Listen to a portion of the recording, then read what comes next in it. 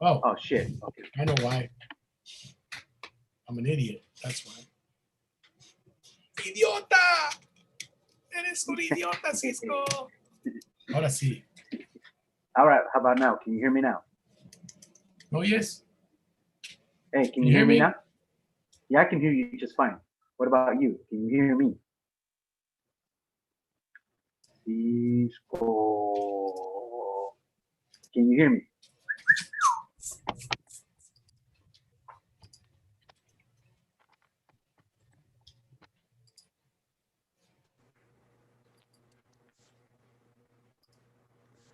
I think you froze. Huh. Sorry. I'm not hearing anything right now. But you can see me? You can see me.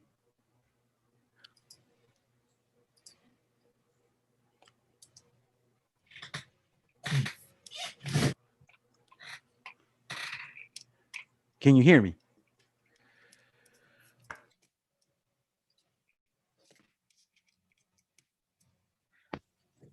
All right. How about now? There we go. That was me. It Can you was hear all me me. now? Yeah, I hear Oh. everything clearly. Oh, We're okay. live. I don't know what was. It was me. I'm an idiot. I'm a damn idiot. I got so many plugs here and stuff. Oh, nice. Nice. That Hey, how's it going, man? everything's going great. How's everything going with you, man? Oh, Huh? you know, fucking same old, dude, trying to survive this shit. You know, I said it's the same. Same old, same old. Same know. shit all the time. Just fucking living, baby, at a time. How's, I thought Horacio was gonna join us. Is he ready? Or, He will. He'll be joining us in a on? bit. He'll chime in. I know he was at a. They're having comedy in Mexico City, dude. He's at a comedy show. They're doing it, but they're doing it at drive-ins, drive-in theaters. Awesome. Oh. Yeah, man. Why don't you set that up? Are you drinking diet? Wait, are you drinking Diet 7-Up? First Street sparkling water with lime flavor. I thought it was Diet. No. Oh wow! You got Diet. Mine's Diet 7-Up. Trying to cut out the sugars, man. I tried, but if you ask me, I had some freaking. I had some French fries earlier, so that's not working. Well, I mean, technically, yeah, right. That's still cutting out some of the sugar, but it is carbohydrate. No starches. I mean, a ton of starch. Right. Fucking, how hard is it, dude? Right. Like, honestly, people, like, you know, people always critique you. Oh, man, you should do this. You should lose weight. You should, you know, all this other crap, you know. But usually if it's somebody, like, so if it's somebody to me that has never struggled with their weight, like, I've struggled with my weight. When I was younger, I didn't, because I fucking, you know, when you're young, you could eat whatever the fuck you want. And, you know, you poop it all out or whatever. I don't know. I don't know what happens. Right. Your metabolism's faster. But as you get older, as I gotten older, I like to eat, man. I like to eat and I don't like to hold back. I try to balance it out. So if I eat like shit one day, I try not to eat like shit the next day. But yeah, if you look at me, you can't tell that I do that. You know what? Let me tell you something. And I have pictures, man. I could post it. I could post it up. I don't know if I can share them from my phone, but I lost 54 pounds by simply calorie counting. You know, and I have the before and after pictures. You know what I mean? And the funny thing is that the before picture was me sucking it in, and I'm still a pinche ass gordo. You know what I mean? Yeah. But I lost 54 pounds, and all I did was calorie count. You know, that shit works. I know a lot of people do that, and that shit does work. It works. Every single thing, and keep in mind, I did not exercise. I know I should have. Yeah. Exercise would have helped a hell of a lot more. You know what I mean? But I did not exercise. All I did was just count calories and keep my calorie count under a certain level. You know, and it helped me lose 54 pounds, and that's great. Now, since this whole pandemic started, I've gained like 20 pounds back because I figured, oh, fuck it. Oh, que la jodida. But I know how to Hey. lose them. I know how to lose them. So I don't want to mention any names. Did you get a chance to watch the videos I sent you today? okay, I saw the first one that you sent me. I saw like halfway through it. You know what I mean? I didn't see the second one yet, but how disturbing was that, but dude? it was hard to watch, bro. You know what I mean? So you saw the And you're yelling? like, fuck, bro. You saw the yelling? I saw when they were still doing the rap. Did they get angry at the end? Because I saw only halfway. Oh, that's what I'm talking about. So, for the people who don't know, there's a comedian in Mexico named Franco Escamilla, and he has a YouTube show where he does a roast battle in Spanish. He's a very popular comedian. Yeah. I've shared my thoughts on him before. The guy, you know, I don't want to shit on him, whatever, but you know, whatever, teach his own. But the guy he became famous doing famous comedians from the United States doing their material and just translating it to Spanish. Whatever, man. Like, you know what I mean? Whatever floats your boat. I have nothing against him personally. Yeah. I have nothing against the guy personally or whatever. I mean, he's successful and, you know, I don't want, hey, go get yours however you want. Would I do that? I wouldn't, man. But then maybe that's why I'm broke. You know what I'm saying? Because I'm not willing to do shit like that. I don't know.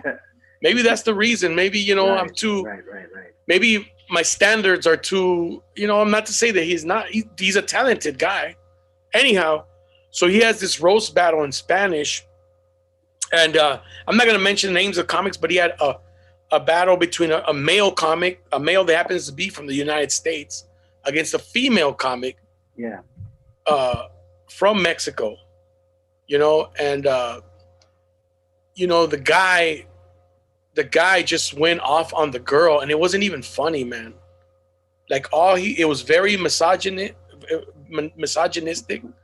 Yeah. It was very filled with hate.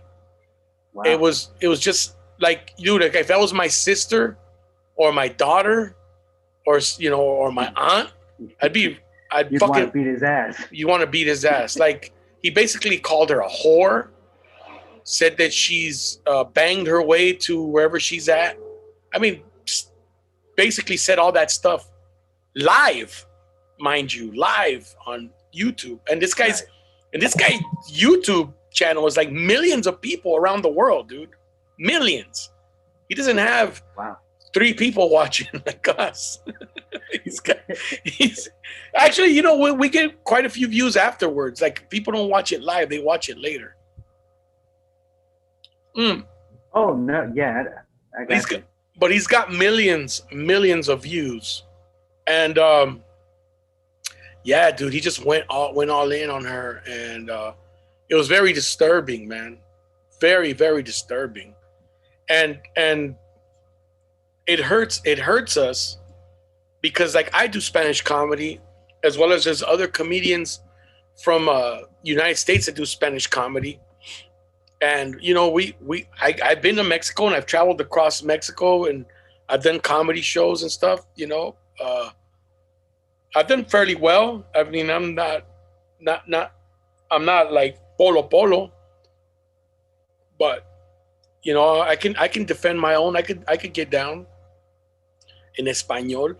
I still sound like a pocho here and there. You know, it comes out naturally, but I don't care. It's who I am. Right. You know what I'm saying? I'm not supposed to speak perfect Spanish. I didn't grow up. I never went to... I know you've asked me in the past. I remember having this conversation with you, and you asked me if I wanted to give I don't know if you wanted me to try it. You asked me if I would try it and go out with you to try Spanish comedy. Yeah. And you know, Spanish is my first language, and I feel embarrassed to say that I don't think that I am good enough in Spanish. You know what I mean? To try it in Spanish. I mean, I might throw in a couple of Spanish words from time to time, you know, in my regular material, but I don't think I'm proficient enough and quick enough, witty enough for comebacks in Spanish. You know what I mean? You're not quick enough and you're not witty enough? I don't think I am. I don't think it translates. I don't think I am either. I could, you know. But you have material, you have jokes that you've done.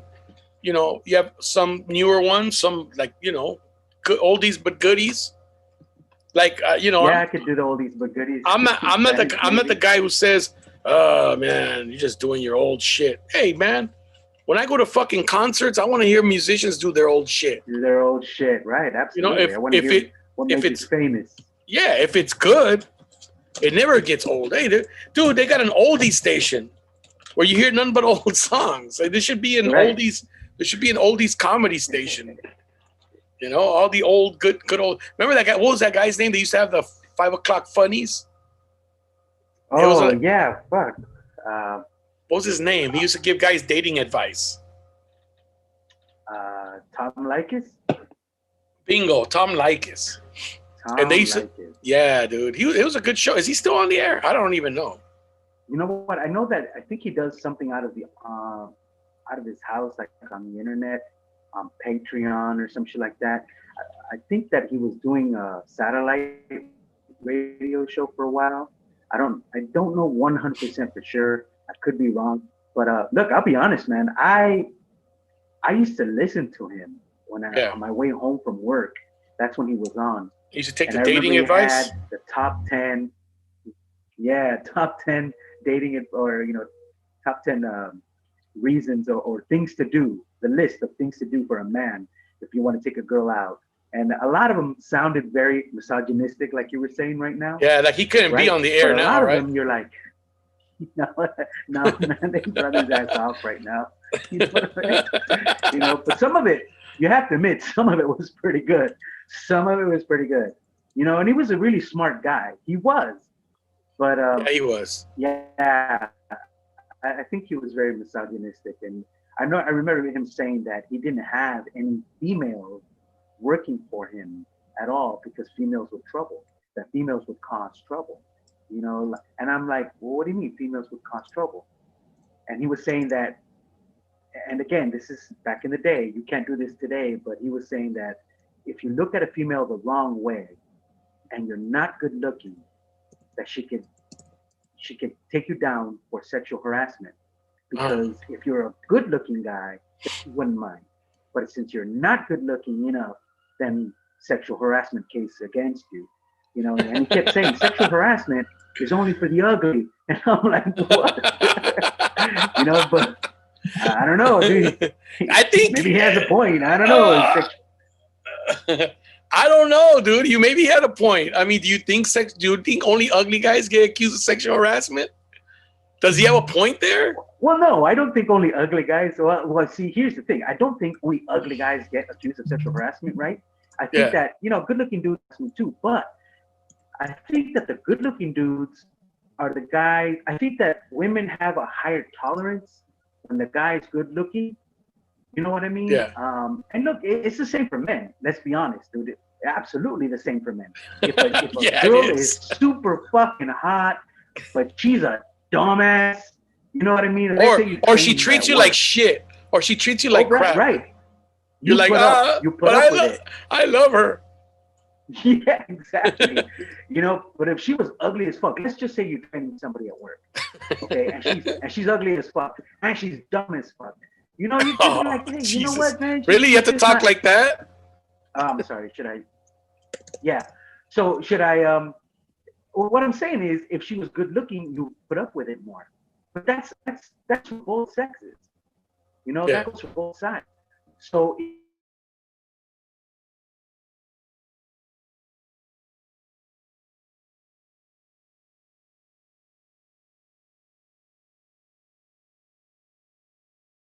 Choppy. I think I get what he's trying to say.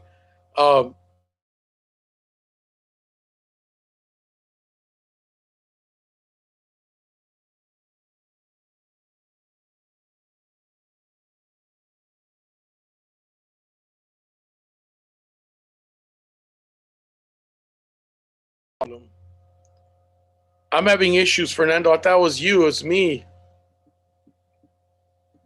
I'm by myself. Sorry, guys. We're having technical issues here.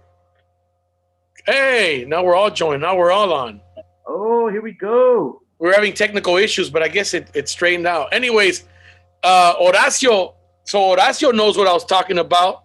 So Horacio, I didn't. Can you hear us? Yeah. Okay, so I was telling him about. Hola, Cisco, ¿cómo están? Saludos. Muy bien, Horacio. Saludos. Saludos, compa. Eso, oiga. ¿Cómo están los plebes allá? Chingón. Al 100, compa. Hey, so do they talk like that in Sonora? You haven't been over there in a while, right? I haven't been there in years, but yeah, they kind of speak like that. My So- dad still speaks like that, and he's been in the center of Mexico for. So listen, Horacio, because I know Horacio's aware. So what I told Fernando, I sent Fernando the videos of last night. I'm not mentioning the names of the comedians. I did say it was on Franco Escamilla's channel. But I'm not going to mention but it was a male versus a female, woman, a man versus woman, where the guy just basically went off on the girl, man. Like, I mean, it was like there was nothing funny about it. He did no jokes at all. He kind of tried to freestyle, like, you know, like one of those rap battles. Yeah. But he can't speak Spanish like that. He's not able to do it. Yeah. So he wasn't rhyming. He couldn't speak Spanish right, and he made no jokes. He was just insulting, and he was not funny at all, and he was yelling. Which is, you kind of felt bad for the guy. Yeah, It was that. I mean, I don't know, Fernando, you watched it. Did you feel bad? Like, was there a moment where you're like, God, what's up with this guy? Because it's a guy we know really well. Yeah, it is. It made me wonder what it is that why he would even decide to do it. You know, That's what. It's not something I would do. That's what was on my mind, dude. And like I said, now let's say that was your daughter he was talking to, or your sister, or your wife, or whoever. Like, how would you feel about that, man? Because she's married. She has a husband. Yeah, I wouldn't be happy. Super pissed, man. He was super pissed. And he's the one that put him on Comedy Central. Like, her husband put him, whatever. Anyways, but we were talking about, if you won't prepare for the show. He didn't prepare it. It's fucking, or I think there's only two possibilities here. Either he's stupid or he just didn't give a fuck, right? Yeah. He wasn't prepared for it. It was lame, right? Yeah, dude. I mean, it sucks for all the people involved on the show, because I think they're trying to put on a quality show, and that can really ruin it. Yeah. Like, it can really bring a show down, man. Other comedians did it great. It was fun. It was like watching roast battles, just with less quality in the making, because it was everyone just with their computer at home. Yeah. Right. But So still, what? it was fun because there were good comedians involved. So before you came on, Horacio, we kind of had moved on from that. We talked about it, but then we were talking about misogyny. And there used to be an LA radio host who used to have these rules for dating, and they were fucking misogynistic. Like he would give people advice on the radio every day. Fernando, what were you saying? I mean, before we broke up, and then Horacio was on. Like, it was just crazy. So what were you saying? That you said you would drive and you were listening, and he would say, what would he say? If it was an ugly chick. Okay, he started talking about how. No, if you were ugly. Yeah, and he was talking about sexual harassment at work, right? Yeah. And he was saying that sexual harassment is only for ugly people, right? Because if you're good looking and you flirt with somebody, because that's what sexual harassment is, right? I mean, I get it. There is a line that you cross. Sometimes if you tell a girl directly, hey, I want to F you, you know what I mean? And I mean, if she doesn't find But who does cool, that? Nobody, who goes straight up, I want to bang the shit out of you, like at work? Hey, you know what? In all honesty, bro, I have friends. I have female friends that have told me stories about, like friends of mine. They're like, you know what your friend did? He took me out, whatever, and then he started kissing me, and he just took off his pants and he started forcing my head down. What? What? Yeah, exactly. I'm like, what? And this is a guy that I've known like for years. It's a guy I went to church with. Yeah, exactly. You know what I mean? And I've heard stories like that from other female friends of mine, repeatedly from different, different girls, different guys, that this is what this guy did. So you don't really know, about your male friends, your guy friends. You don't really know how they act alone around some women. You never know that until sometimes you fucking hear these crazy stories. That's true. That's true. So you never know, man. Somebody might actually come out and say, hey, I want to fucking bang you, So let me see if I can get the. Hey, so listen, I found Tom Leykis 101 rules. So 101. So hold on. So I can go down some of the rules Tom Leykis talks about, bro. So you can kind of know what we're talking about, Horacio. So this guy used to have a radio show. I don't know if he's on anymore. You might be able to find him. So his first rule. Like that. Calavera had a joke like that in Spanish. About what? About harassment. He said, if you're ugly, if you're good looking, it's not harassment. That was it, kind of. Right? Yeah. That's what I'm saying. If you're good looking. Here was his first rule. Okay. Here was his first rule. He said, no, you should not spend more than $40 on a date. And the reason behind Leykis' opinion, I'm reading this from this website, opinion that more money spent during a date will not necessarily lead to a better chance of sex, contrary to the belief of most uninformed men. If the person a student is dating does not want sex by the third date, a Leykis 101 student is instructed to dump that bitch. Quote, dump that bitch. Leykis asserts that terminology a lot. Yeah, Leykis asserts he would say dump that bitch a lot. As a matter of convenience to his students that if a woman doesn't have sex with them by the third date, it means she has no intention of ever doing so. Wow. Facts or not? You know what? That's a great question, man.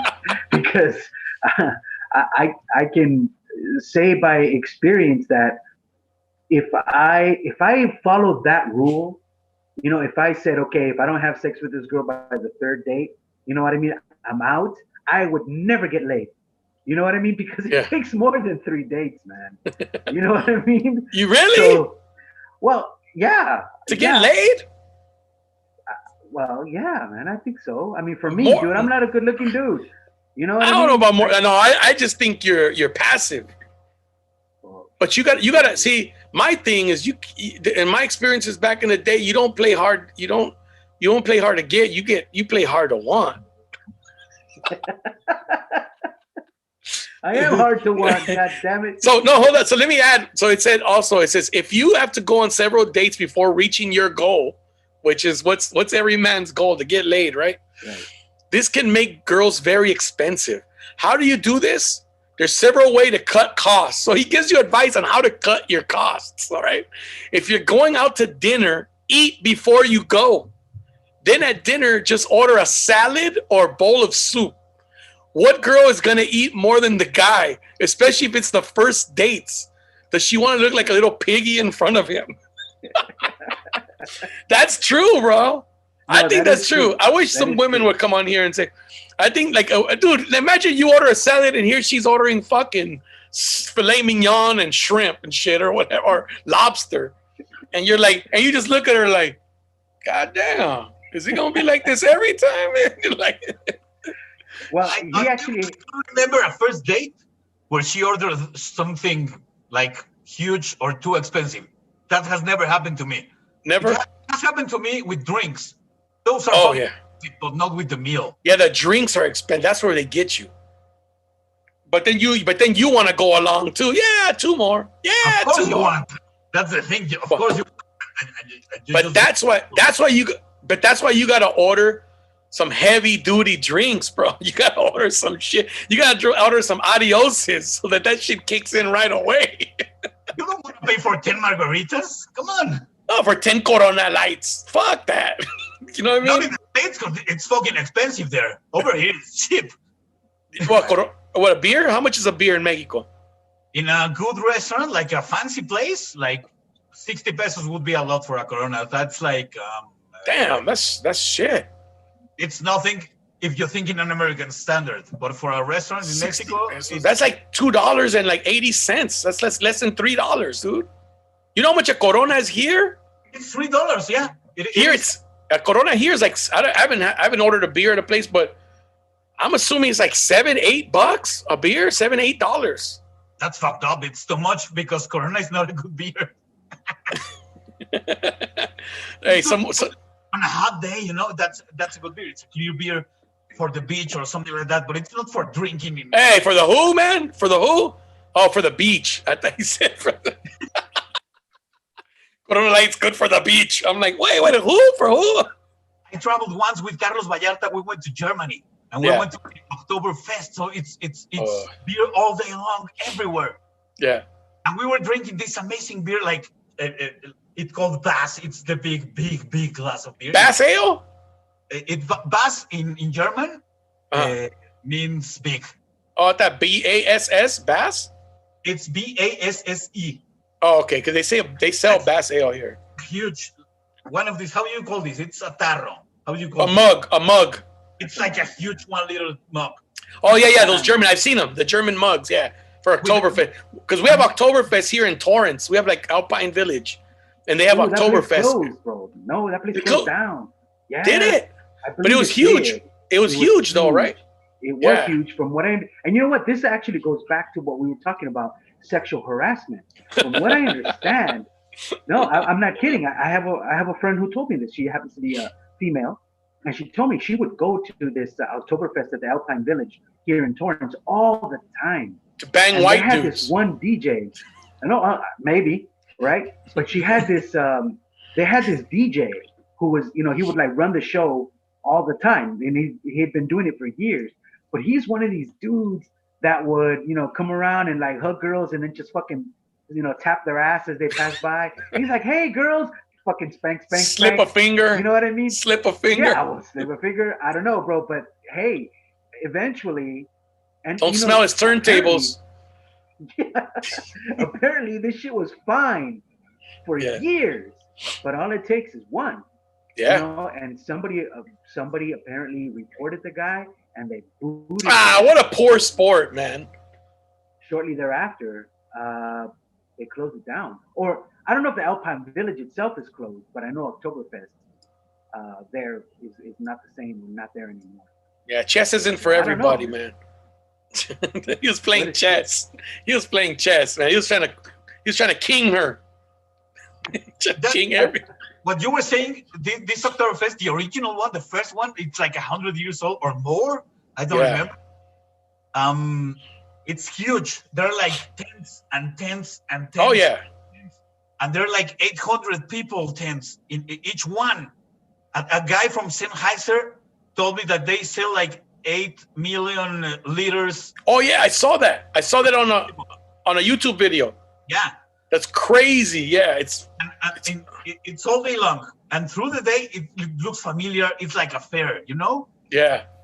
But as it starts getting, I saw the video. I saw Horacio was they were sitting inside like these they look like how do you call it like cafeteria. It looks like a cafeteria, but made out of wood. Everything's made out of wood, como bancas, benches.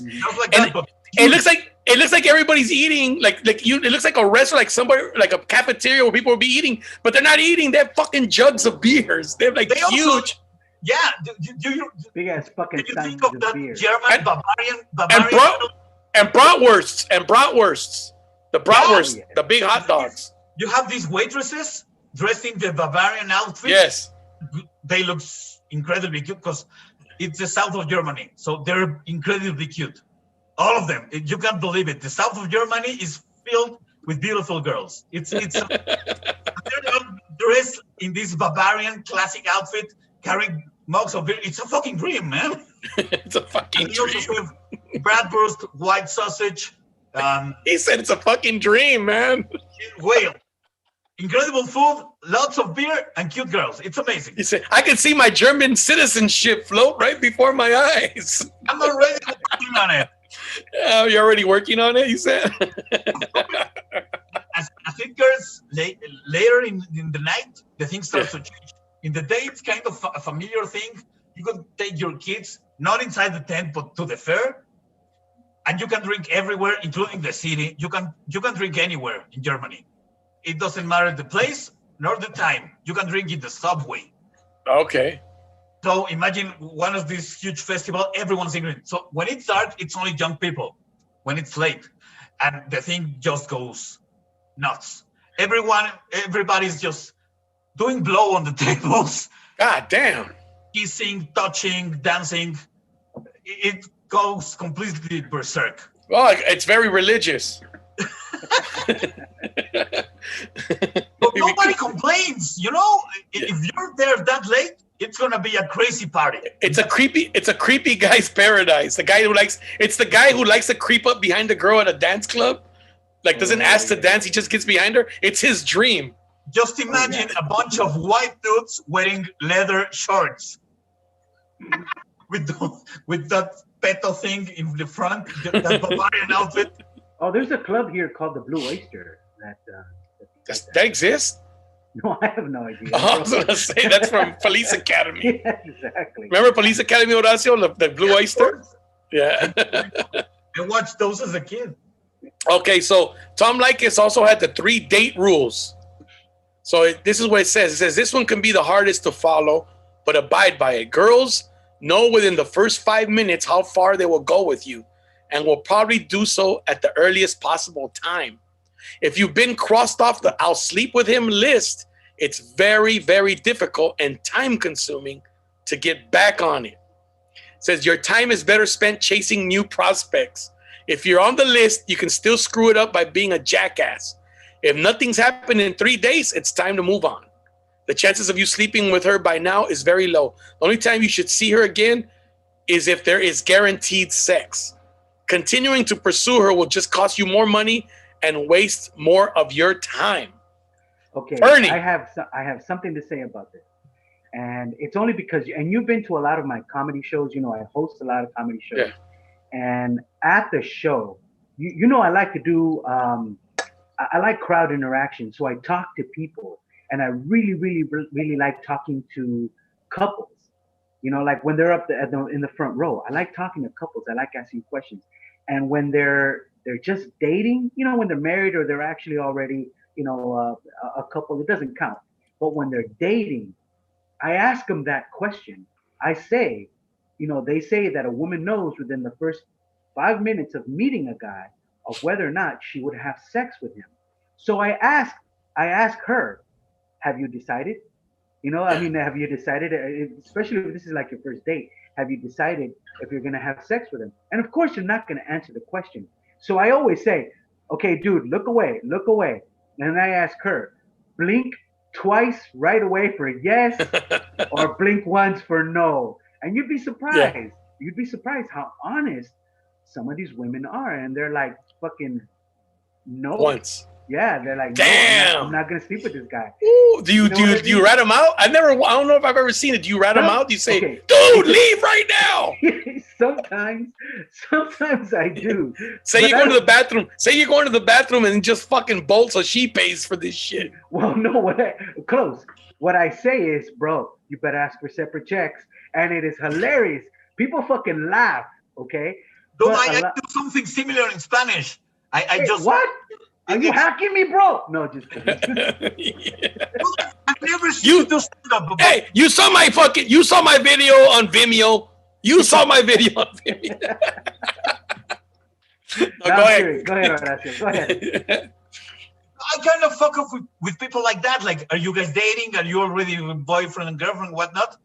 Are you paying for the bill? If you're paying for the whole thing, I think you should at least kiss him. I just play with the people like that. Yeah. It's like a common place for crowd work, right? Yeah. But people really enjoy that shit. You can't help yourself from doing it in some bars. Right. Yeah. It's kind of. People love crowd work. Yeah. There's people who don't. There are people you'll get criticized. The guy didn't tell one fucking joke. All he did was talk about the audience. You'll get those people once in a while. But like, wouldn't sit in the front, right? So. Yeah. Fernando, who have been like What has been your experience as like the worst audience? Can you tell a person a bad audience member like from the jump? Oh man, let me see. Sometimes, no, I can't.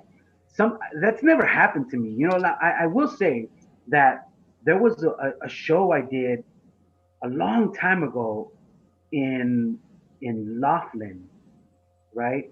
Mhm. And the audience was nothing but old people, bro. Oh, It I've was been a there. bunch of senior citizens, The right? Edgewater Casino. Yes. Okay. All it was fucking old people, old senior citizens. And I remember looking out, like to the audience, and all I see is a sea of white hair. Blue hair, Right, yeah, bro. fucking blue hair, right? But I'm like, fuck, what am I gonna say that is gonna be relatable to Yeah. these people? So I remember going out on stage, and the first thing I said, Look at the cat. Look at the cat. wait, where's Behind you. oh, hey, my fucking cat is behind me. You know, so I remember asking these old people, or the audience in general. I was like, is anybody here celebrating anything special? Like a birthday or a divorce or A death. a death, right? And then somebody said, newlyweds. And I was like, what? And they pointed at this couple. These They were newlyweds. And they were fucking, both of them white hair senior citizens. Yeah. And I'm like, no shit. I go, you guys just got married? And they're like, yeah. I'm like, how long ago? And they're like, a week. So I was like, oh wow. So then of course the joke went there. I went to does it still work or do you need Viagra? You know what I mean? And they laughed, and all of a sudden, everybody fucking was enjoying it. Now, all I did was talk about old people sex, and they were fucking loving it. But in the beginning, I was dreading it because I was like, what am I going to say that's relatable? You know what I mean? But I started talking about sex and But you were talking about old people, old people sex? Like what did you talk about? Like, what did you say? They love it. Well, I was talking about these two. I talked about these two people, these newlyweds, and of course now I'm talking about everybody in general about whether or not you need Viagra or not, or a penis pump. You know what I mean? And then the women, I'm like, do you need a? There's no WAPs there, man. That shit's dusty as hell at that point. Oh. You know what I mean? So do you need lube? What's going on? You know what I mean? And they fucking loved it. But I had to think about it because again, I thought old people, they're going to be more conservative. It's going to be a little. That's what everybody thinks. That's what everybody thinks. It's Everybody surprising thinks 'cause that. like you, I learned But it. these are old people. Yeah, but these are old people at the casino. They're partying as it is. They're out of course. having a good time. Yeah, as dude. it is. So these aren't the fucking old people like at church. These are different. These are different kind of old people, and Exactly. they loved it, man. They freaking loved it. So yeah, as far as pointing out to a certain person or a certain group of people and saying, oh, this is going to be a bad audience. It hasn't happened to me. I've been surprised many I think it just has to do. I think it has more to do with us, and like we're taught to respect older people. You know what I mean? Like I think it's a mental thing. We don't want to offend them. We don't want to offend them because we see them like as our grandparents, or our granduncles, whatever. And you're like, I wouldn't talk this way in front of them. So that's why your hesitation. But once you get it in there, you're like, fuck that, man. These are people. They're here to enjoy themselves. They want to hear some shit too. That half these guys are probably on Viagra or Cialis, and they're trying to bang. Like. Another thing, they really enjoy being surprised. Yeah. That like regular people, everyone just loves to be surprised by the comedian, right? To see something that you've never seen before, to laugh at something that you would never laugh before. You would really enjoy that. And I learned it on the way because Siete Machos, remember the place we used to do it in the theater in Foro Shakespeare? You were there, Cisco, right? Which one? Foro Shakespeare, the one where we did Siete Machos. Yeah. I remember I don't know if I was there. Theater has a lot of promotions for elderly people. Oh, yeah, they do. They have really cheap tickets, and some of the nights there were like 50 blue and white heads all around the theater, and they just really enjoy it, and they really want you to mess with them and to ask them uncomfortable questions. They just love it. How long have you been married? 40 years. Oh damn, you haven't fucked since the 70s. And they just love shit, right? Yeah. Love his dick since his 50th birthday, and now he's 80. They love that shit. Yeah. Because The bush sticks out the sides of the underwear. Oh man. Oh man. and she's wearing the big, and she's wearing like the shorts type of panties, and the bush is still sticking out. They're called bloomers, bro. There you go, bloomers. All right, hey, Tom. Okay, so Tom Likis also says no means no. Okay, regardless of the situation, when a woman says no, stop whatever you're doing or about to do and get out. Even if you're in the middle of hot, steamy sex and she says no, you stop what you're doing and get out. No does not mean she is playing. No does not mean just this one time. No does not mean she consents to sex. U.S. laws mostly favor women and will very rarely will it protect a man's right. Men do not have the same luxury as innocent until proven guilty. Men are tried, labeled, and accused with little discretion. If a woman cries out rape, you will not pass go. You will not collect $200, but you will go directly to jail. It is not worth spending the next 10 years in jail and living the rest of your life as a sex offender. True or false, man? True. Totally. True. Right? True. How is it in Mexico, Horacio? Is the law the same? And that's in Mexico, you're guilty until proven innocent, right? No. It's the same thing. Same You're thing? innocent until proven guilty. But it happens, it's very similar because you will be publicly fucked, you know? You can Especially with Twitter now, dude. Oh, That's yeah. right. It's the same thing. The cancel culture also exists here. It's not as big as Californian cancel culture, for example, but it's happening. It's also happening. That's what happened to the comedian that we were talking about. All this happened because of this kind of culture, and he fucking deserved it because it was. Well, there's been a couple comedians in Mexico that have been accused of shit like of rape or and I think one of them had to even leave the country. Harassment, not rape, not a single rape accusation. Harassment. But a lot of harassment. Yeah, but what do people interpret harassment for nowadays? You know, like he tried to rape her. Like people think that way. Like quite honestly, man. You might as. I'm not saying you should try to rape. I'm saying you might as well have been trying to rape her because that's what you're gonna. I'm not condoning it. I'm just saying like it's gonna be looked at the same way by people. If people hear you sexually harass women, they look at you as a rapist. Oh yeah. Straight up. Same. You will be socially fucked, and if you work in the media, your career is fucking over. The thing is, as I think this is very similar in the two countries. What about due process, right? Nobody gives a fuck about that, and that's against men mostly. Yeah. I think we should believe women because they've suffered a lot. Absolutely. Especially here. I'm not saying that this is not bad in the US. It is. But Mexico, it's been a lot worse, man. We're fucking chauvinists. Fuck. Yeah. You wouldn't believe some shit that happens here. It's No. fucking appalling, you know? What do you mean? What do you mean? No, wouldn't believe like what? Like what kind of shit? No, you don't have to be specific or detailed oriented, but you know, like it's amazing how many people still think as if they were living in the 1910. I mean, like 35-year-olds with a 15-year-old. No, that's not what I meant. Oh, I thought that's what you meant because I know in los ranchos you'd have a 35-year-old que se robaba la de 15. You're like, what the fuck? I don't think that's still happening, but it wouldn't surprise me sometimes. I've known people like that. I didn't hang out with them, but I would hear the stories like, oh, fulano se robó a fulano. I'm like, God damn, she's like 16, 15, dude. But those are like really old stories. That's like grandpa stories, you know? It's not like current. But still, people are machistas. Men and women, they have these old ideologies like super carved in their brains. And it's the majority of the Mexican population who still thinks old ideas. it's like, for example, this famous thing in America is, oh, she was asking for it. This is currently happening in Mexico. Not God, everywhere, but it's fucking common. Oh, you shouldn't be dressing like that. You're putting yourself in danger.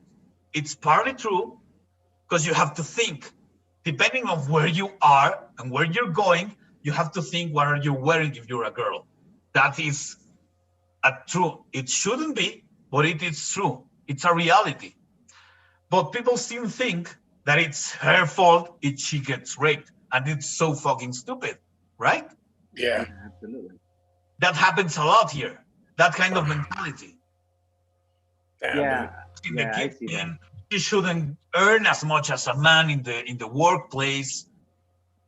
She should be having kids. That's the purpose of being a woman. How can you fulfill your life if you don't have kids? All that things are super common. Have you guys seen God dang it, what's his name? He's a psychologist. He's been on the Joe Rogan podcast a couple of times. He's very popular, and he's been criticized for saying things about men and women making equal amount of money. God dang it, what's his name? I can't remember his name right now. Well, anyways, he says that men and women don't make the same amount of money because there are jobs that men do that women will not do or shouldn't do. He said they shouldn't do.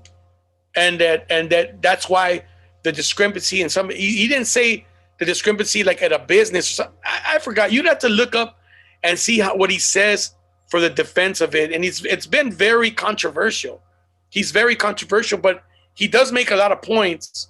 God, he was a Harvard professor, and I can't remember his name right now. But yeah, he's Canadian, and he fucking, dude, he rips into people. He had a conversation of, he was talking about sexual harassment. And this female reporter, like this female journalist was just pushing him like, and she was talking about, what about harassment? And he says, I don't think anybody should make anybody feel uncomfortable, but if you're looking for the truth, then, I mean, people are going to feel uncomfortable because things are going to be said. I'm paraphrasing, don't quote what I'm saying. He basically says something like people, when you seek the truth, some people are going to feel uncomfortable because things are going to be said that everybody's not going to feel comfortable discussing. And then, in the way culture is turning right now, right? Because everything's so offensive, and things are going like they're black or they're white. Absolutely. And that's crazy. Life isn't like that. Reality isn't like that. There are a lot of tones between black and white. Yeah. And you can just be not flexible about this kind of stuff. You can have a relationship in the workplace, for example, which is really troubling, right? In the workplace, you can have a relationship between men and women, and it's going to have uncomfortable moments. That doesn't mean the guy is a douchebag necessarily. One morning, he can just be stupid and say, "Ooh, nice legs," and he'll be cataloged as a douchebag forever because he acted like an asshole one time. I'm not saying it's okay. You have to learn to control yourself. But we are all learning. It's new. It's kind of new. I know that feminism has been saying this kind of stuff for 80 years, but they haven't been properly heard. That's why all of Latin America has been making this huge manifestation. They're fighting for the rights in the streets.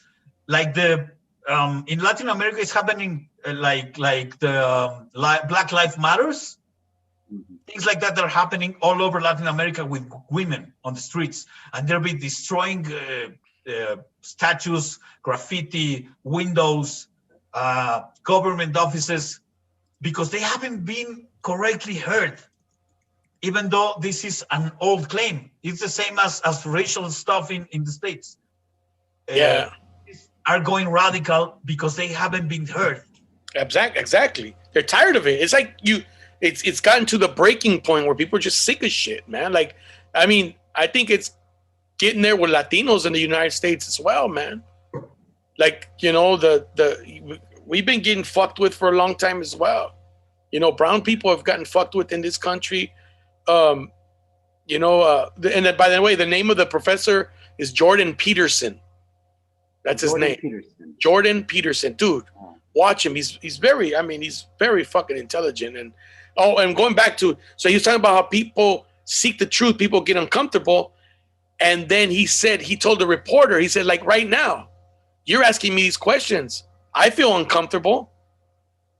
He goes, you're making me feel uncomfortable and you don't care. He turned it on her and she's like, what? And she was like, oh, chingona, you know, like, and just fucking on it. And then he goes, should you stop asking me questions just because I feel uncomfortable? He goes, that's what I'm saying. No, that's your job. Your job is to provoke me and to push me and to find the truth. When seeking the truth, people will get fucking feel uncomfortable. Anyways, so going back to the list of Tom Leykis's 101 rules. So the next one is single mothers. His rule on single mothers. Ladies, don't shoot us. This is not. I remember this one. I'm like, it says never date single mothers. Wrote this. None of us wrote this. Okay, is this clear? Somebody else did. Yeah. So it says never date single mothers. Exactly. Why? Exactly. Why? You already know. He says you already know their stance on abortion. They won't have one. It says don't risk paying vagina money or child support. Her kids will always be number one in her life. And do you really want to take second place to a woman? I didn't think so.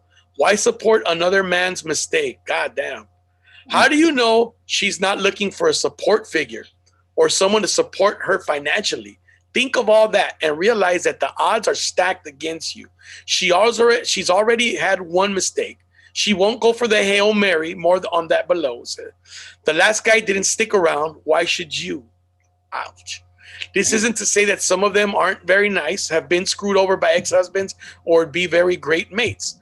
But if you're just looking to get laid, they are a definite off limits. More than likely, you're hooking up with a girl who wants another try at something she messed up the first time. With the hostility of today's legal system towards men, you just don't want to take that chance. So he also insists that some men have been ordered by the courts to pay child support to their former wives, even though they were not the biological father of her children. This, he asserts, that's right, financially ruins the men for many years, making them unable to start a new life with another woman or enjoy the money they earn. Oh, ouch. Ugh. Ouch. Yeah, like I said, I remember him saying that exact thing. I remember listening to that when he was talking about that. And specifically the part where he said that if you're a man and you hook up with a woman who already has a baby and say you live with her for a few years and then you split up, you divorce or whatever, you can be responsible for child support for that baby, even if it's not your baby. You know what I mean? So it makes me wonder, well, why doesn't she get child support from the biological father? Because they don't know where they're at. Well, maybe they don't know where they are. They're in Tamaulipas, dude, smuggling guns. He came back to Mexico. He's in Reynosa. Fuck. There's something really wrong here. There are a lot of things wrong here. First of all, if you read this, you're already thinking this guy's an asshole. He's such a dude, right? Yeah. But on the other hand, American law, fuck, man, it's a fucking death trap for men.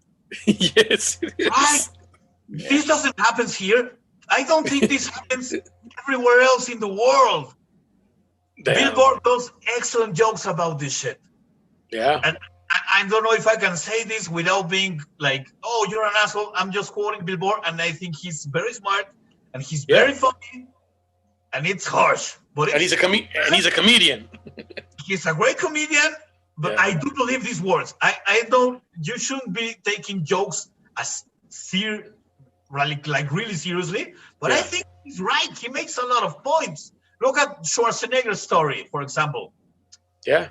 He says like his words, gold digging horse are wife beaters for men, right? Ooh. Well, Ooh. that's a good question. Gold digging whores are wife beaters for men. Right. Oh. Yeah, that's harsh. Silver's joke. It's hilarious when he says I gotta go. I haven't confessed in 30 years. I think I gotta go confess after saying that shit. That joke's on Netflix, and it's good. No, I got you. I just No, fucked I it up got you. No, I got you. I got you. That's rough. because American law is super crazy in that matter. You can be stripped of most of your possessions in a bad marriage, and it shouldn't be extreme. If you're an asshole, mancomunados, güey. Mancomunados. Bienes separados, that kind of stuff. If you find your wife fucking another guy in your house, why is she keeping the fucking house? It's not fair, right? She didn't work. She didn't support you for getting that. Wait a minute. Some women in this country buy the house, bro. Yeah. Should the man? True, bro. Should the man get the house? Should the man get the house? I'm not an expert on American law, but I am an expert in Mexican law, and it's not a gender thing. Bro, the law here is, Horacio, the law here is you don't even have to be married. If you're with somebody for 10 years, she can take half your shit if you leave. Concubinato. Yeah.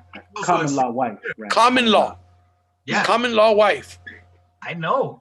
But the thing is, if you are the one who's not working and she is the one supporting you, law here can make you make her pay for you, and vice versa. It's not a gender thing.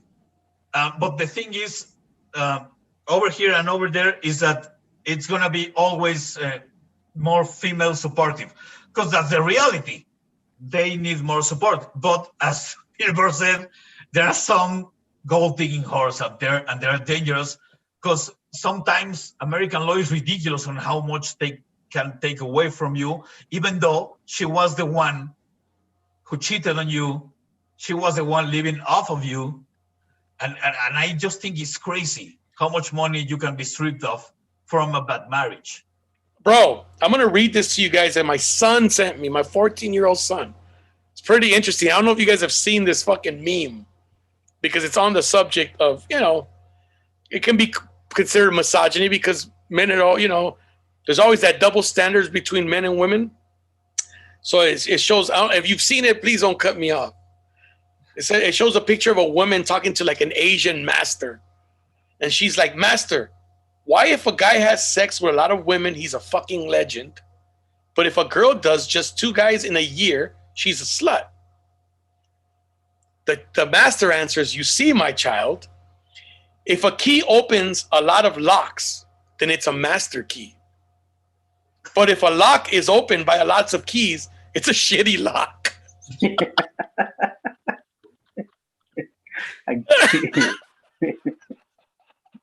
Opinions. Agree or disagree? I mean, look, man. Agree. I'm sorry, but I agree. If you tell me that, if you have told me that 10 years ago, I will totally agree. But now I know it's bullshit. Dude, listen. I told my wife, you know what she said? Es cierto. Es cierto. But I'm gonna tell you why. She said, un candado que la puede abrir cualquier llave, no vale madre. She said. But it's a bad analogy. It's not true. It's a false premise.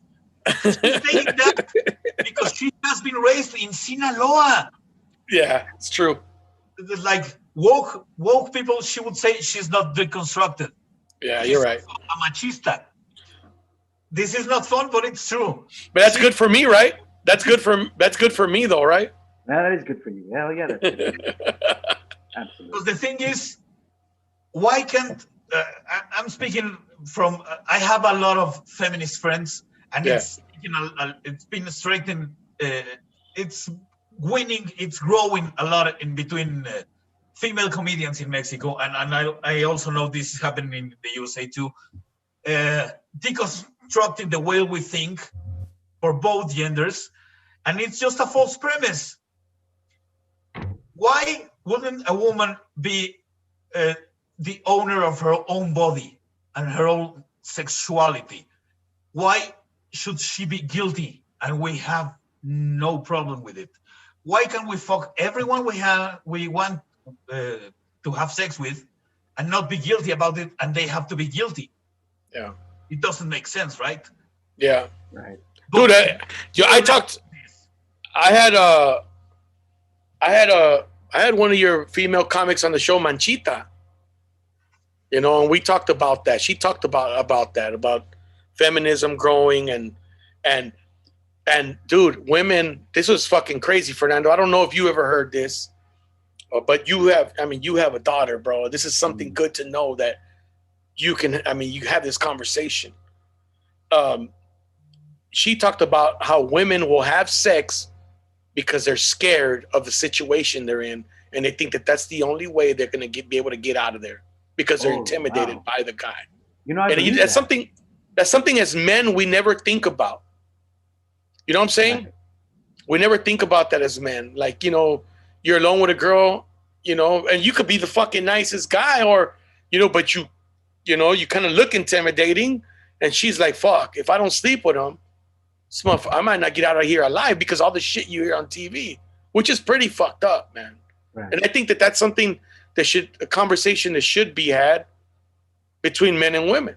Like a guy should tell a woman, look, man, I want you to know it's okay. If you don't, you know, if you're okay with it, like just say, hey, you know, it's okay if this is not what you want to do. You know, I'm cool with it. And I think a man should step forward and say that. But how many young horny bastards are going to say that? Right, exactly. You're right. You know what I mean? Like, but that's a conversation that needs to be had. And when she was talking about that, I was like, God damn, that's pretty fucked up. Like, I hope I never made a woman feel that way. Like, fuck, like, you know what I'm saying? Like, they're over there talking about you. That's why your ears are ringing. You got that buzzing in your ear, like, oh, shit. I dated her for a while. Did you know? Yeah, no, I know. I know you dated her. That's why. She was talking about you, fucker. She was talking about you. I'm like, Horacio, you could have kicked his ass. Manchita's tough, bro. I know.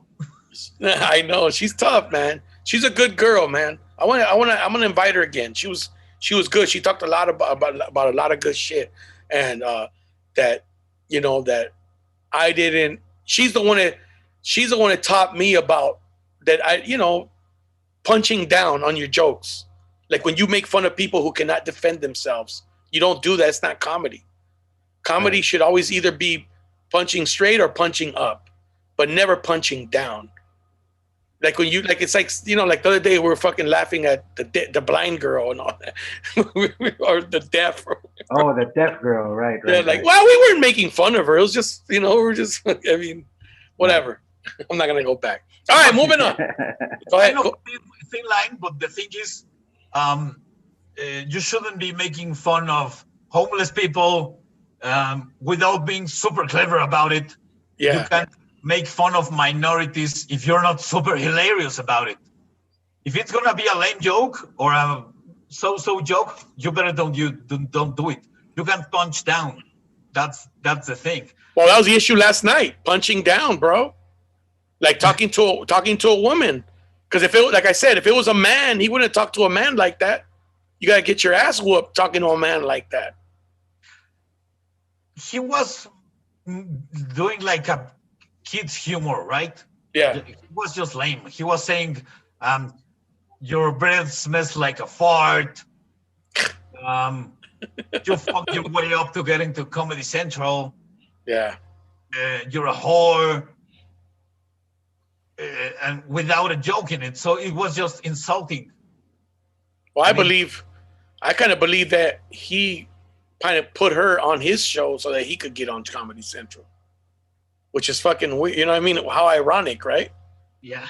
Yeah. Anyways, so moving on. Tom Leykis also talks about Tabasco sauce. You know about this one, Fernando? Oh yes, I remember the Tabasco sauce one. Okay, so I mean you can read it, but I think Go ahead. I'm correct, all right. So he had this theory that even if you wear a condom, okay, that if you wear a condom and if you ejaculate into the condom, if you want to find out if this girl is bad for you, always have Tabasco sauce. And when you throw the condom away, put Tabasco sauce in the condom because his theory was that a lot of women would go into the bathroom after you walk out, look for the condom in the trash, right, and then scoop out some of the semen and put it inside themselves to try to get themselves pregnant so they can screw you with child support or whatever. So Horacio, go ahead. Yeah, if you put Tabasco sauce in the condom and then you hear her scream in the bathroom, then you know. Then bounce. You gotta bounce. Bounce. Right. But the smart thing to do is fucking flush the condom down the toilet. Never give her that opportunity. I was gonna. Do you think that's possible? No, it is. Listen, Horacio, there's been a lot of NBA or professional athletes who've gotten screwed that way, where they've used a condom, they've thrown it in the trash, and the women scoop it out, and they've gotten pregnant, and now the guy's making $30 million a year. They get child support off that. They don't have to work.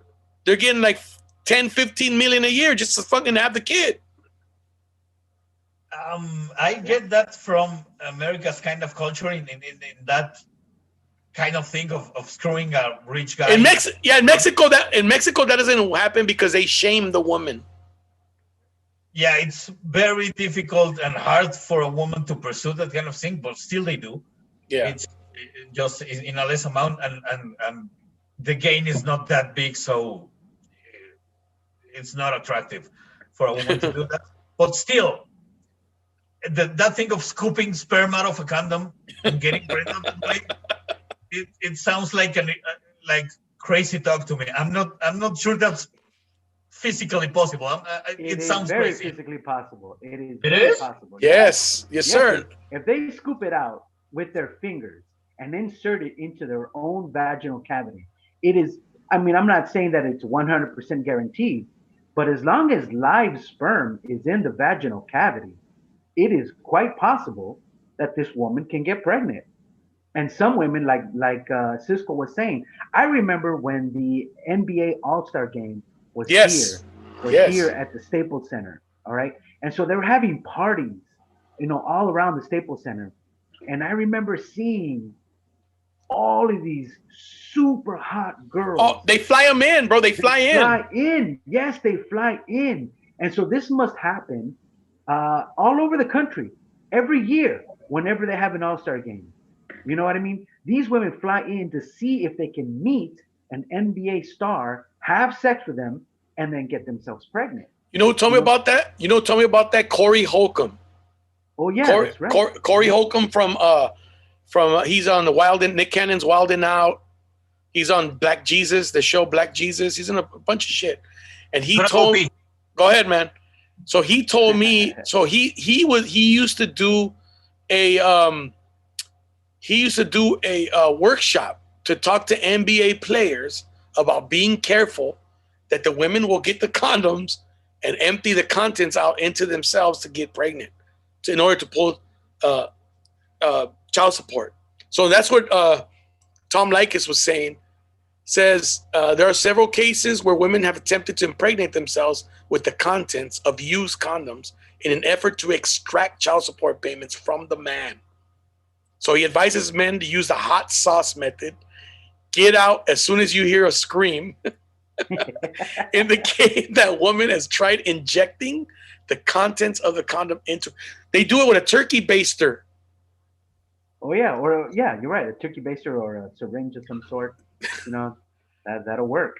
And it says if you're the risky type, stick around and sue her for attempted extortion. Oh wow. If you're the risky type. And because basically you would have to take that to court and then prove it, and say, I fucking put Tabasco sauce in the condom and I heard her scream, He says habanero and Tabasco are too widely used. Put some inside the used condom and kill the sperm. Oh, okay. He says, in an attempt to get pregnant, there have been several reported cases where women take the used condom, insert the sperm into themselves, and try to get pregnant without your consent, of course. Then he says, tag, you're it for the next 18 years. If you are a young, rich, big-dicked NBA player, go to the bathroom with your condom and your dick. Yeah, exactly. Tie a knot and flush it out. Okay? Dude, I remember Corey Holcomb used to say that. He used to ask, what's the most disgusting y'all ever done at a woman's house? What's the most disgusting thing? And he'd say, man, one time I wiped my dick with the baby's jacket. Motherfucker. That's a bad guy right there. That's so fucked up. That's disgusting, bro. That's cold-blooded right there. But that's his comedy. And people who go to his show, that's what they go for. He's very misogynist. He talks about, if you ugly but you got money, you could get some. That's what he's talking about. Okay, so here's Lycus on dating co-workers. Okay. Says dipping your friend in the company ink is a strict no. Says dude, my first boss in a lawyer work, he said, first rule, no metas tu pito en la nómina. Inside the payroll. Yeah, that's exactly. It says, in fact, you should not engage in any conversation with a woman at work unless it directly relates to work. Do not compliment them. Do not ask them out to dinner. Your conversation outside of work should be limited to good morning, afternoon, evening. If you go beyond this, you're a lawsuit waiting to happen. If you do date a coworker and you break up, things can get tense around the office, especially if it was a nasty breakup. She can sabotage your career or worse, file lawsuits claiming sexual harassment. At the minimum, you will have to see her every day and maybe collaborate with her frequently. It's just not worth it. With all the background checks employers perform, if a sexual harassment lawsuit pops up, you can say goodbye to that job. Then he says, the courts are very hostile towards men in this regard as well. So just play it safe. If women want to be engaged in normal conversation, they can lobby the courts to be more lenient first. We're not going to risk our future to try to get a date with someone who, for all we know, is waiting for a guy to say, nice skirt, so she can claim sexual harassment and settle for a large sum of money. Report all sexual harassments. If you do not report it, then it means that it is acceptable for a woman to sexually harass men and get away with it. So damn. So he's telling you better report women when they say, hey, your hair looks nice today. Oh, shit, she came on to me. Like, yeah. Nice haircut. A few years ago.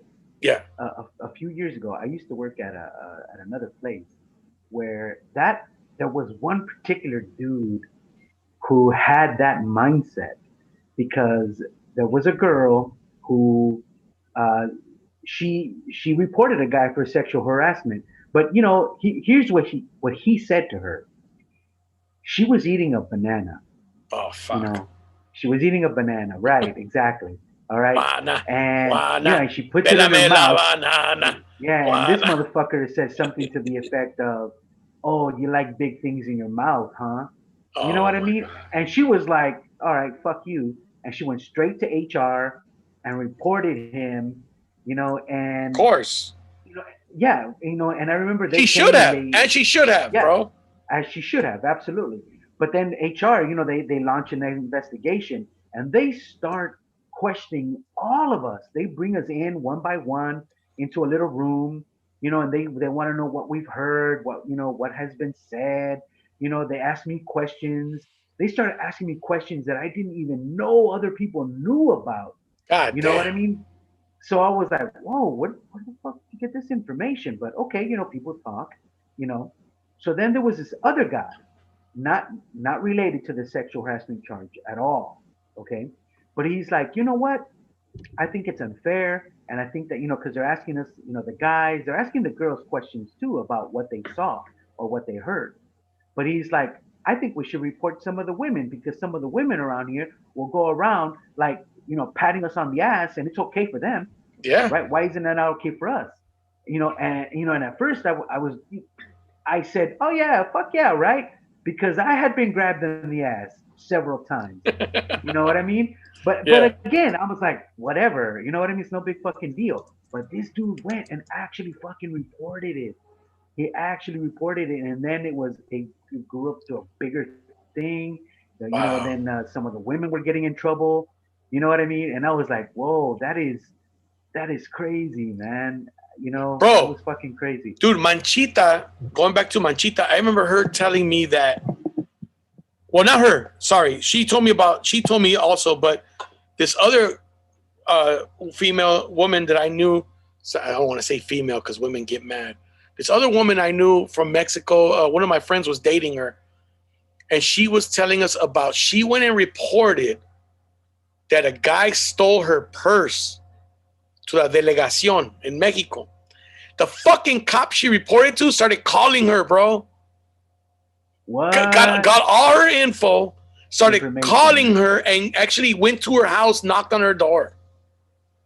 Wow. Like, holy shit, bro. Tell me that's not scary. It That's is. scary as fuck. That's Yeah, another scary thing. as fuck. That's what I was thinking about. The thing with this kind of harassment Yeah. is they are genuinely scared. Yes.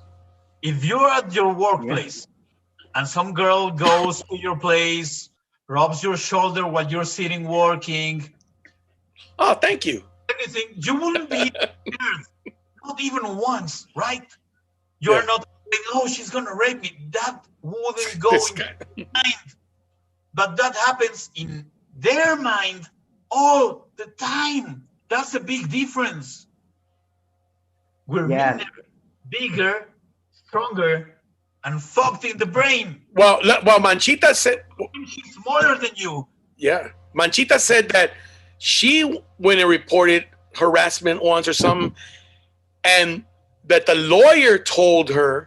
fucking lawyer told her, are you sure you want to proceed with this? Because they're going to go and interview your ex-boyfriends.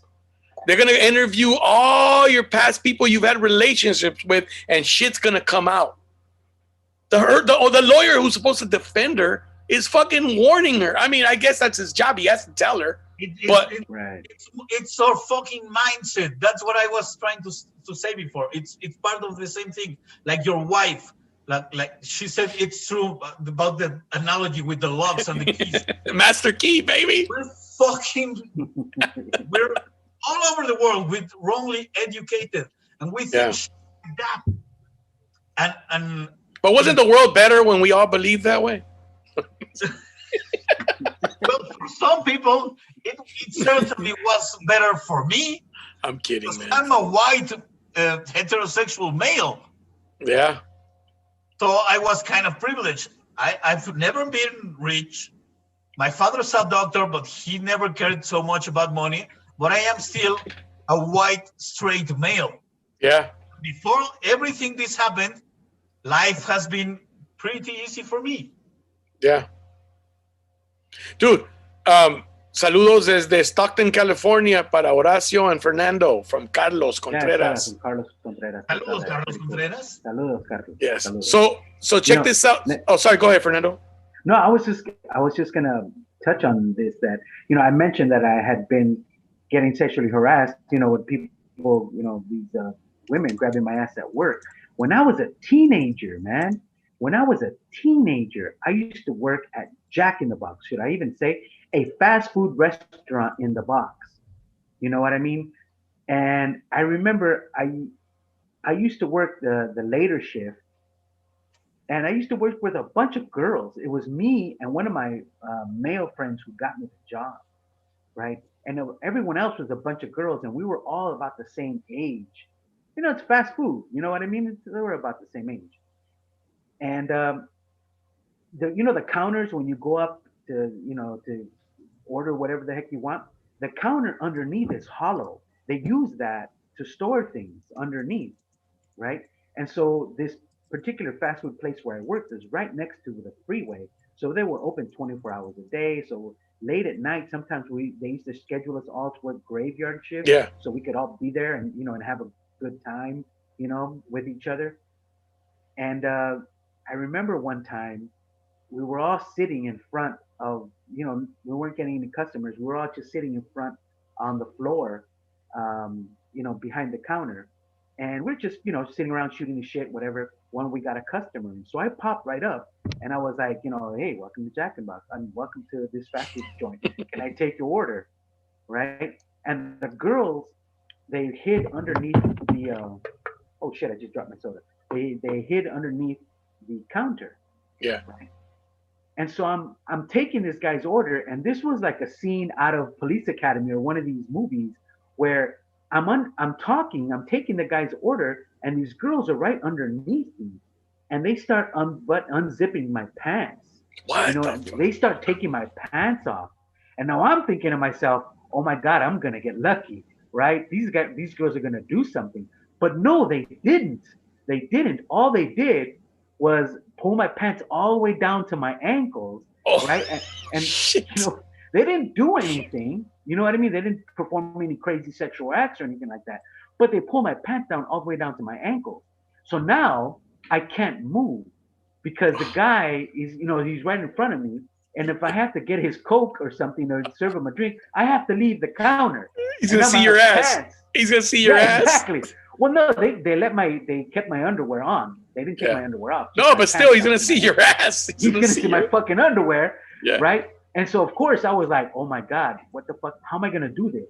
How am I gonna turn around and get this guy's drink now? You know what I mean? That the soda fountain dispenser's behind me, and without him seeing my fucking underwear and me walking, barely, because the shit's around my ankles. Doing the penguin. Exactly. So right as I fucking terminated his completed the transaction, one of the girls popped up from underneath and she went and she got everything. And I was like, oh, okay, that's cool. Thank you. Yeah. Right. And it was funny. And then he left, he got his order, he left. It was hilarious. And then I pulled my pants back up. But it was fucking mortifying. Of course. You know what I mean? It was mortifying. Now, could you imagine had I done that to one of them, to a girl, and I pulled her pants down? Holy shit. I'd be in jail to this day. But anyway, I'm sorry. Continue. It's kind of the same thing, you are not afraid of being raped. You are not afraid of being punched and fucked.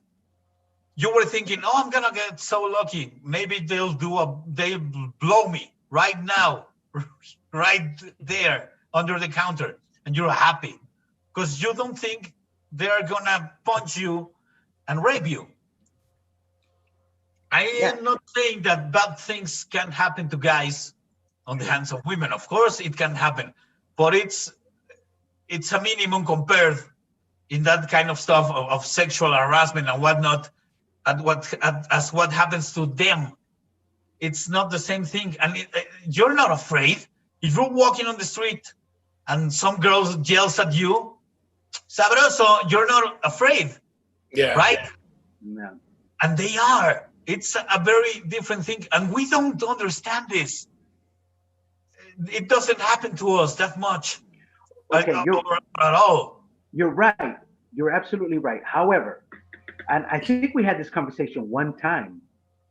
So please correct me if I'm wrong, but didn't we talk about the Birds street and the Bees? No, in Tijuana, right? In Tijuana, that the street that runs behind where La Coahuila. La Coahuila, right? So there's like a bunch of prostitutes lined up from one corner to the other, right? And I remember some of my friends, we went down there to get some tacos, and they decided that it would be funny if we went down this one street. Okay, now I had never been there before, so I didn't know. I should have suspected because they were giggling like fucking 12-year-olds, all right? So I'm walking down the street, and there's this, a whole line of prostitutes, and I'm walking down the sidewalk. In school clothes. Yeah, no. Oh, the prostitutes, you mean? Yes. You know what? Honestly, I didn't notice that. There was a meme that said, "Oh, pobrecitas, they didn't know today's a holiday. There's no school." That's hilarious. That's fucked. All right. So I'm walking down, down the sidewalk, and right in front of all these girls, and they are aggressive. These girls are very aggressive. They want to get your attention. They want your money, obviously, because they want you to pay for sex. You know what I mean? But they'll get in front of you. They'll stop you. They'll grab your balls. They pull at your shirt. And now keep in mind, there were like 5 of us, right? But for some crazy reason, I was the most popular one, and I'll tell you why I was the most popular one. Because out of all my friends, I was a short guy. I'm 5'3". We had this conversation. I'm 1.6 meters tall, right? We had this conversation. All right. And 1.60, güey. 1.60. 1.60, right? 1.60. All right. And the girls, as I was walking down the street, they would, like I said, pull my shirt, but then they would call at me. They would, like catcall. They would be like, shh, gordito, chaparrito. And I'm like, why you gotta call me by my physical trait? They weren't calling all the other guys, oye, alto, pendejo, or nothing. They were just gordito, chaparrito.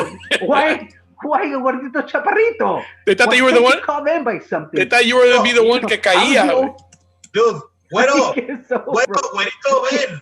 Sí. Exactly, no güerito, no alto, hey, pinche culero con glasses, nothing, right? Te habías dicho, soy 1.60 de puro roble. Pure oak, baby. Pure oak. That's right, dude. Pure oak. Dude, I've gotten that güerito gordito. I got that shit. That's another world, You're talking about a street that's filled with prostitutes. A red light district. Yeah, it's tolerated. It's not entirely legal. It's not entirely illegal. It's a gray area. Yeah, absolutely. It's beyond regular rules of society. It's another thing. So if you're walking there, you're kind of in their territory, and you're gonna have to play the game. And if you're selling, and these potential clients are just watching the goods but not spending any money, you're like undesirable. Maybe you were young and you were cute, and they were like, oh, chaparrito, gordito, vente pa acá. But if you're an adult and you're in their game and you're not buying, you're gonna be attacked or something like that. Because you're bien culero, lárgate. These women are wild. Yeah, pinche gordo feo, cabrón, chaparro. Chaparrito, gordito. Pinche feo, chaparro, hijo de madre. Hey, chaparrito turns into chaparro. Fucking that's when it changes. It's fucked up, man. The thing is, most of these women are exploited by someone else. Oh yeah. Mostly men. Yeah. That's the bad side of it. If they don't have a pimp, if they are working by themselves, it's their body, and do whatever you want. But as a customer, or as a tourist, or as someone who just want to take a peek at this world, you're in their world. Hey, did you go to Tijuana with me, Horacio? I went with Pinchy Peter. You couldn't come. Okay. We went. Oh, okay. I thought for some reason we went at the same time. We went to San Diego and that's it. But we wouldn't go to Tijuana. I went with Pinchy Peter. That was Macario. Every time fucking Macario came, vamos a Tijuana, güey. He fucking loves it. That motherfucker loves all that shit. Macario is a Mexican comedian. He's just crazy. Yeah. He's unique. He's super dark. He's black humor. You mean his skin tone? He's a Mexican Jason Rouse, bro. Oh. That's what Macario is. Yeah, Macario. Jason Rouse. Have you seen him lately live? No, I have not. God damn. I was with him on Beer Hill and it was packed. It was sold out. And he was just off any limits I've ever seen live. But he played this game where when he starts the show, he says, I can give you a talk, like a TED talk, and it's going to be good for your job. And I'm going to fill you with hope and self-help and whatnot, or I can give you a hilarious, fucking dirty, coarse, super disgusting, funny story. What are you gonna pick? And of course, the audience picks the funny story, and you picked it. So you're fucked. If you don't like it or you complain, you can't, because you already picked it, okay? Yeah. And he just pushes any boundary and he breaks people. People that wouldn't laugh of those incredibly dark jokes, they will. That's his thing. That's his thing. He always had a knack for that. I could tell he always wanted to do shit like that. From the gig, I told him a lot, like, just be you, man. Just be you. Don't fucking try to do, how when you guys all started, you have people you admire, and we all do as comedians. We looked at comedians and I admire so-and-so, I admire George Lopez, or I admire Eddie Murphy, and you want to be like them or whatever. And he was kind of like that. And he would be like, or you'd see what's working for somebody. You're like, fuck, I need to do that because that's what's working. But it's not you. It's working for them because that's them. You got to find your voice, right? So he finally found his voice. He found his voice. He found a unique voice, and it's working good. Yeah, there's nobody like him. It's extreme. It only works live. If he do that shit on a recorded special, a lot of people will complain. They'll change the channel. He breaks everyone. He just make everyone laugh with. That's how Jason is. Yeah, I know. I've seen him also. Yeah. And also Macario loves Tijuana, but because he loves La Calle Coahuila. hookers, he loves the Hong Kong with this strip club. Hey, you want to hear fun? I've been there. You want to hear? I'm the one that took him. What are you fucking talking about? Like, no, you want to hear something funny? And my wife knows. I told her we went. Like, here, you want to hear something funny? It was me. It was Fran Evia, Macario, and myself. And that was the first time they had come to Tijuana, and we did a show. I forgot the name of the place. We did a couple, and we went to, afterwards we went over there, and here Fran and I, we're sitting, and there's a girl like in a hot tub. She's doing the whole lather thing, right in front of us. And it's a table with seats on both sides. Guess where Fran and I were sitting? Right next to each other. Like, I didn't sit on the other side. I sat next to him. So it probably looked like we weren't even, I told my wife this story. I go, dude, you're not going to believe this, but this is the truth. I sat there next to Fran talking about comedy the whole time, but this girl was trying to get our attention by lathering her boobs and all this shit. And we'd look at her and go, that's nice. Hey, dude, so have you seen this dude's special?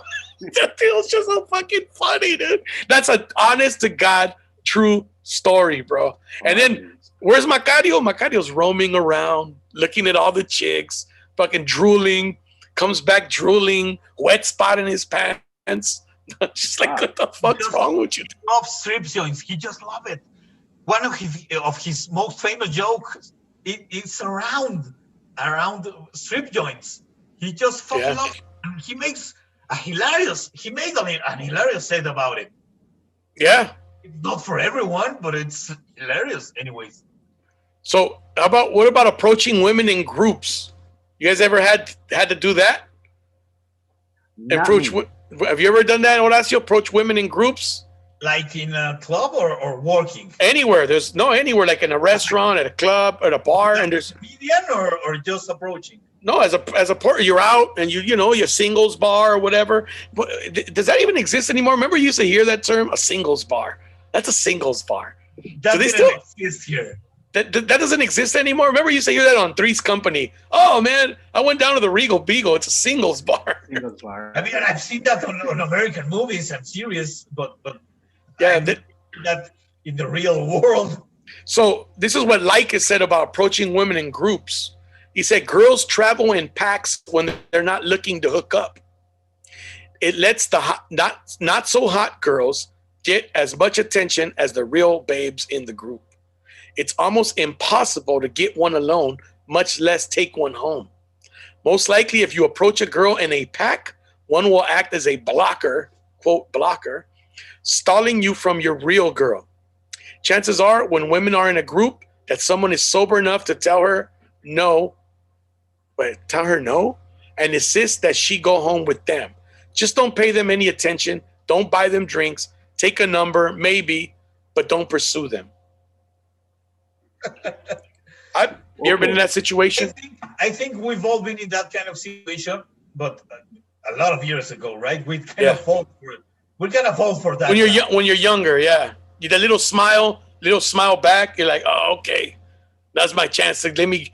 It's like fucking attacking a pack of hyenas, bro. They all.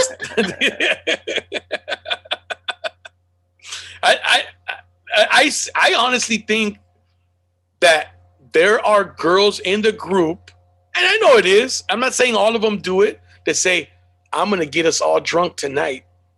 Oh yes. And okay. So and we're not gonna pay shit. Right. Look, Cisco, I didn't mean to cut you off, man. No, go ahead. There was a friend of mine, a female friend, who told me that one time that there was this. She had a pack of friends, a group of friends that she would always go out with, and there was one particular girl who always was like the leader, and that was her shit. That was her whole thing. That she would tell the girls, none of you bitches are gonna buy your own drinks. Okay? None of you bitches are gonna buy your own drinks. We're gonna get the guys to buy us drinks. They would go to bars, they would go to clubs with like $5. You know what I mean? And she would basically tell them, all you gotta do is make the guy buy you drinks, and have them believe that you might go home with them, but you won't, because as soon as you have sex with them, they're not gonna buy shit anymore. All right. And I remember she told me that this particular girl who was the leader, after a while, she started assigning people, you know, like, okay, today you're the one that's going to go out and convince the guys to buy the rest of us drinks. Damn. You know, and I was like, what? You know, and so my friend was telling me, she was like, and I was uncomfortable with that. She goes, I didn't know how to tell a guy, buy us all drinks. I didn't know. She goes, so that she wouldn't get mad, I bought the drinks for all of us. And I said that the guy bought it. And I was like, what? And she goes, yeah. She goes, because I just didn't know how to do it. But she was a fucking expert at getting guys to buy drinks for all of her friends. You know what I mean? And we've been there. You know, we've been there. You know, I've had girls come up, you know, like, and you know, whatever, and say, oh, you know, oh, did you get a halo? I thought you'd like that. Hey, I'm on TV. What's up? Right. That is fucking hilarious. But yeah, I'm at the auto cinema. Nice, very nice. Nobody there has a mask, bro. Fucking super spreader. Fernando, what you were saying, I have been to a small amount of countries, but I believe that American girls are the super experts of doing that. Oh, yeah. To attack a pack of drunk dudes and just because in all those Latin American countries you go to, they're fucking scared for their life, bro. They better not do that shit. No, dude, American girls are just super pros at getting drunk for free. Super pros. Oh yeah. They know how to do this shit. Once I went with all my friends from college, from law school. We went to a bachelor party in Vegas, and we were fucked by women in every club we went. Wait! What does that mean?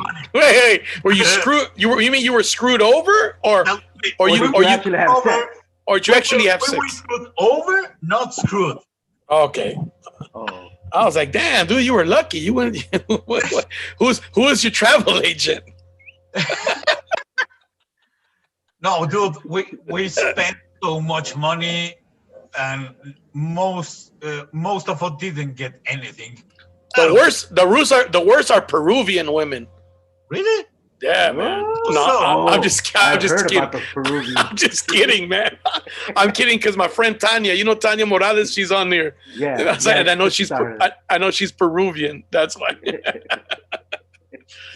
It's that gooey that they eat. How about, okay, so Tom Leykis says sex should be to go. No spooning, no cuddling, no staying over, in and out. This might be hard, might be easy, but if you do these things, you're sending her a very clear message. You're not interested in a serious relationship. A serious relationship is the only time these kind of actions are appropriate. Okay, so, but what if you? All right, I can see that. But yeah, if you kind of. Fernando, don't be spooning with women you're not interested in being with. All right, man. Stop it. I can see your mind wandering. Stop doing that shit. Hey, but spooning is cool, man. I kind of like spooning. Yeah, but then you're not answering their text the next day. So why would you spoon with somebody and then not answer their text? That's mixed signals, man. And fucking them isn't. So are you telling me that? Are you telling me that sex is acceptable, but not spooning? Cisco, how long ago did this? How long ago did this guy wrote this? Oh, dude, this guy, how popular was his show, Fernando? Oh, it was very popular. He had a. How long ago did he write this? Oh, this is for years. He was on the radio for years. This guy was on the radio for years, bro, and his audience was huge. He was like a god. And then on Fridays, at 5:00 every day, he would have a comedian on there and play like a clip of your comedy. They called it the 5:00 funnies. So like a lot of comedians were deared. I mean, he was dear to a lot of comedians and stuff. So yeah, man, it's he didn't not that long ago. It's still in the 2000s. He was still saying this shit. Yeah. Yeah, it was about, so here's his, I think it went off the air like 10 years ago. Yeah, so here's his serious relationships. All right? His general rule is don't have a serious long-term relationship until you're 25. If you're in a committed relationship, it says you're ready to settle down. It says get everything out of your system first. The 3-ways, the one-night stands, the fetish girls, the fantasies. Wait until you're in your 30s before you marry. You should have a well-established career by then. You'll be better prepared to afford a wife and kids, hopefully within a steady, well-balanced home environment. Remember, once kids are involved, there's no such thing as separation. She will always have some input in your life. Even if you leave, she can make you pay child support. Make sure you're ready to have kids and make sure both of you agree on it. It says, if you're under 25, you should not have a girlfriend. You should be having fun and sleeping with as many people as possible. Some men do mature at different rates. If you're ready for marriage and kids, go for it. Just remember that over 50% of marriages fail. You'd better be damn sure of it or you'll be paying the rest of your life. Marriages where both parties are older than 25 have a much, much higher success rate. Children raised in solid households are much less likely to be social delinquents.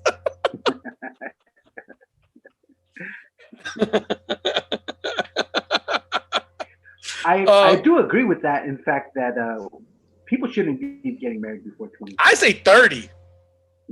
30 is good. I mean, 30 is a good age. When I got married at 26. I got divorced at 36. It was only 10 years. And that was 20 years ago you got divorced? Goddamn. No, 11 years ago, bitch. I'm fucking with you. No, it's all good. But, and I thought that at 26, I thought I was mature. You know what I mean? But, he was kind of right. There were some things that were still in my system. 26 is not a bad age. 26 is not a bad age. 26, that's kind of, that's kind of, you're rare, bro. You're rare that people get married that late. But no, actually, there's people who get married older. And then, man, people like 50, 60, 70 getting married and shit. It's like. That's true. And divorce is expensive like a mug, dude. That's the only problem. That's the biggest problem. Who pays for it? Who pays for it? That is true. Horacio, how long your parents been together? 52 years. God damn. Wow. My parents lasted 8.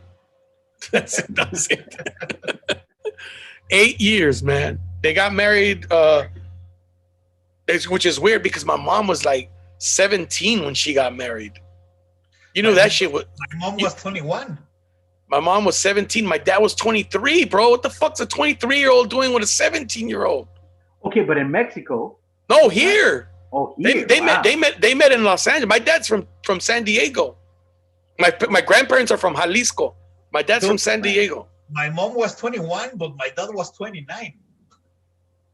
Wait. Your mom was 21, but your dad was 29? Yeah, but that's okay. There's nothing wrong with that. It's not like your dad was 51 and your mom was 21. Like that shit. See, I don't go for that shit either, bro. I think when dudes are like, if you're like my age, 45, and you're still trying to date 21-year-olds, there's something wrong with you. I'm sorry, man. 100%. There's something wrong with you, man. Yes, 100%. Look, I understand a 21-year-old. She's good young, looking, beautiful, good looking, but you have nothing in common. You can't fucking relate to the shit they do, the shit they talk about. You know, because look, I remember being in, you know, after I got divorced, I was in my late 30s. You know what I mean? And I started going out with girls, you know, like mid 20s. And that was only like maybe a 10-year difference. And even then, there was, you know, the shit they wanted to do that it just wasn't me anymore. You know, they want to go to clubs. You can't even have a conversation. Roller skating. The music want to go yeah. They don't want to. You're like, hey, they want to go roller skating. You're like, bitch, I got plantar fasciitis. Yeah.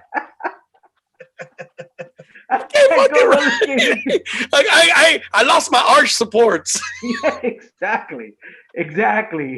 You know what I mean? You're gonna be on the bench watching her skate like that. These girls now. You date a 21-year-old. She wants to play Fortnite. You're like, man, fuck that. I ain't trying to play no fucking Fortnite. No, seriously, no. But in all seriousness, you know, and there's the guys that, like I say, dude, what do you want to do? What are you gonna do with 20-year-old? Fuck them. That's what these guys say. Like you, these older dudes. Oh, fuck them. I mean, shit. I ain't trying to be with them. It's like, come on, man. Really? Like it's funny because men, when we were younger, we used to say, I like to date older women because they don't play games. Right. You know what I'm saying? But then you're here as an older man running games on young women.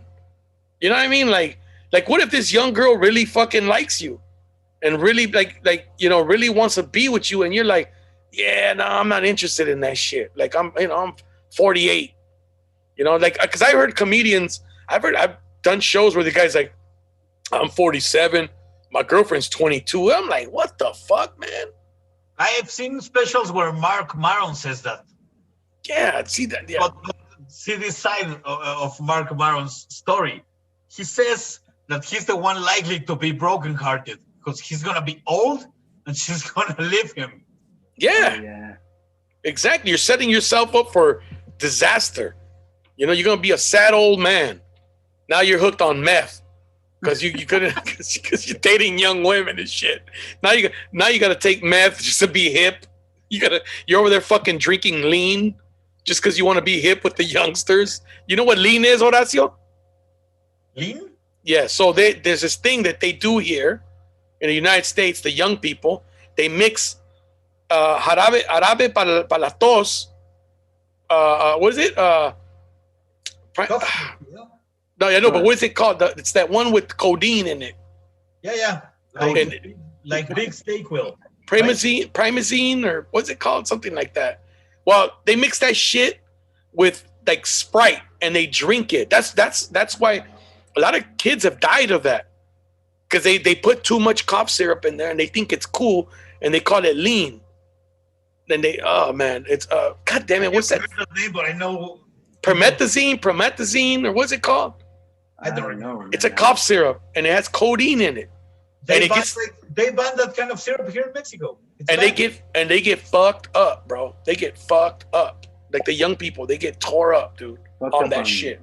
On cough syrup, on codeine. You know what used to happen, I think, in the United States before? That thing where you can drink till you're 21. Oh, yeah. 17, you try other crazy shit. Well, that's state by state. That's state by state, because there's states, I think, where you can drink when you're over 18.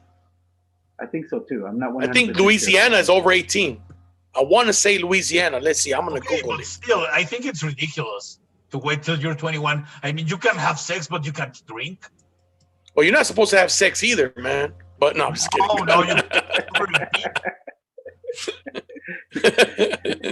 Like, are you having sex, man? You shouldn't be saying this shit over the air, man. You're still underage.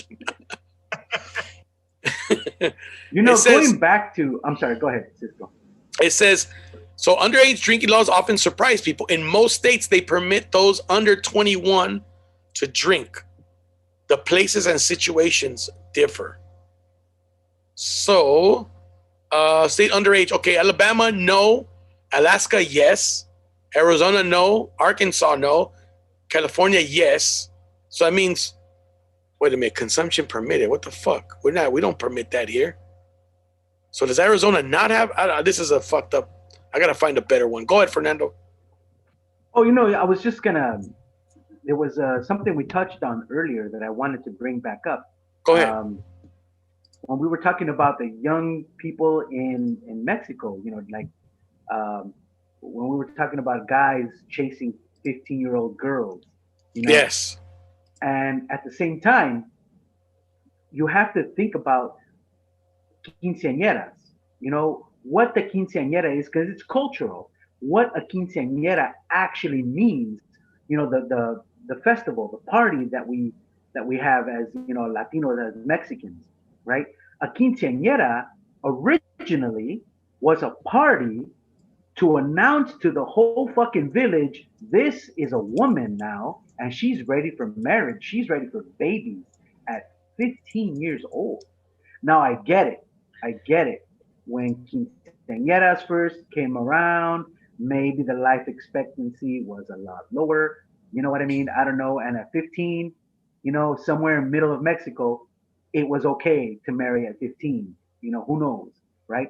But I think that it's like a presentation, like a debutante thing some places in America do, or Sweet 16. It's the same thing. Well, kinda. Marry her right yeah, now. Bar mitzvahs, Jewish bar mitzvahs. Yeah. Right. So like this is a coming of age thing, right? Yeah. This is like a coming of age thing. From that age, so you get married a couple of years later, because people used to marry very young. Oh yeah. Yeah, people used to marry their cousins in the South. Shut the fuck. Los Menonitas, güey. I know. Right? You ever seen Menonitas? You know the Mennonites? You ever seen the Mennonites, yeah. Fernando? Yeah, they're German ancestors. They're like blonde, really fucking blonde, blue-eyed, and you'll see them in Mexico selling cheese. Like just randomly out of nowhere, bro. It's a fucking. There are a lot of them in Chihuahua, in the northern states of Mexico. It's South Texas. Yes, Menonitas. Pero yo no sabía que eran ancestros de los alemanes. I didn't know that. That they're fucking. A lot of them escaped the Nazi, the World War II shit, right? Before, there were a lot of them in Chihuahua and Texas since the 1800s, I think. God damn. Woo! So yeah, get you one of them, Fernando. A Menonita? Yeah, they're very submissive. They're very old fashioned with the women. They don't even let the men and the women hang out together. They're like, how are they called? Amish.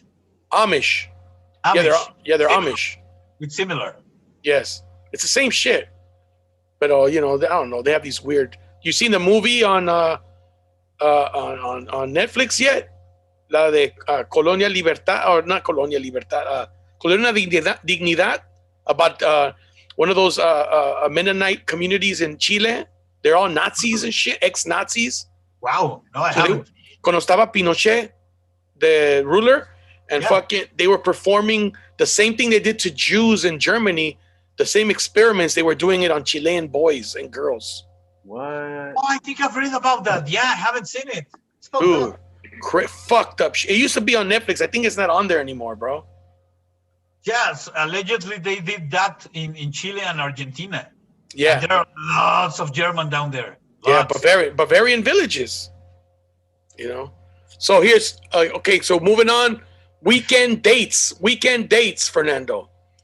Do you want to look like a loser who has nothing better to do on weekends than wait for her to call? You should not answer calls from potential booty calls Thursday through Sunday, unless it is guaranteed poon. It says you have to make That's a funny word, poon. What the fuck? Says you have to make the girl believe that she has competition, that your time is valuable, that you have better things to do on weekends than spend time with her. God damn. You are a person in demand, man. Even though you may be at home watching TV. she may be thinking, are you with another girl? Are you in the bars? Attending important meeting? Keep her guessing. It will intrigue her. Humans generally want what they can't have. If you make her believe she can't have you, she'll be that much easier to bag when you let her in. Even if you have nothing to do, let her leave a voicemail. You're busy banging other chicks for all she knows. If you do call, never leave a voicemail. She'll be wondering what you wanted and if you made other plans.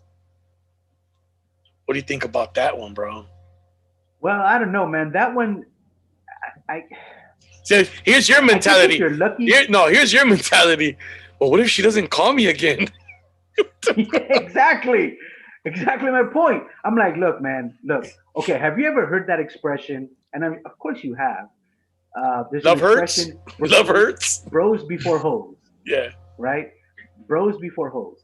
And basically, Horacio, if you've never heard that expression, bros before hoes, it's kind of like a rule or mentality that, hey, your friends should come first before a girl.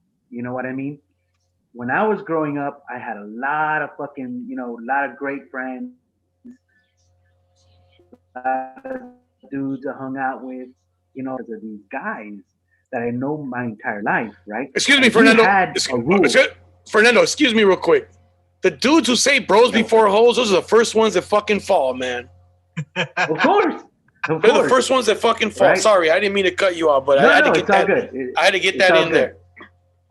Right, no, it's all good. But you see, among my friends, we didn't have that bros before hoes rule. We knew that if one of us if there was a girl, like a booty call with, a girl would call us, we wouldn't be like, bros before hoes. No, because we all knew, go get that fucking girl. Go get it. Because you may not have that chance again. She may not call you again. Leave the curtains open, bro. Exactly. So you go get that. Even if we had plans to hang out as boys or go somewhere, whatever the heck, and you got a chance to get laid, you better go get laid. You know what I mean? Because we as friends will always be there. You know what I mean? Yeah. So none of this bros before hoes. We were like hoes. Yeah, you had good friends. Go for it, bro. Go for it. Yeah, because we're good friends. We'll still be here, but she may not give you that chance again. So you better go get it. So this whole thing with, like you said, that's my mentality.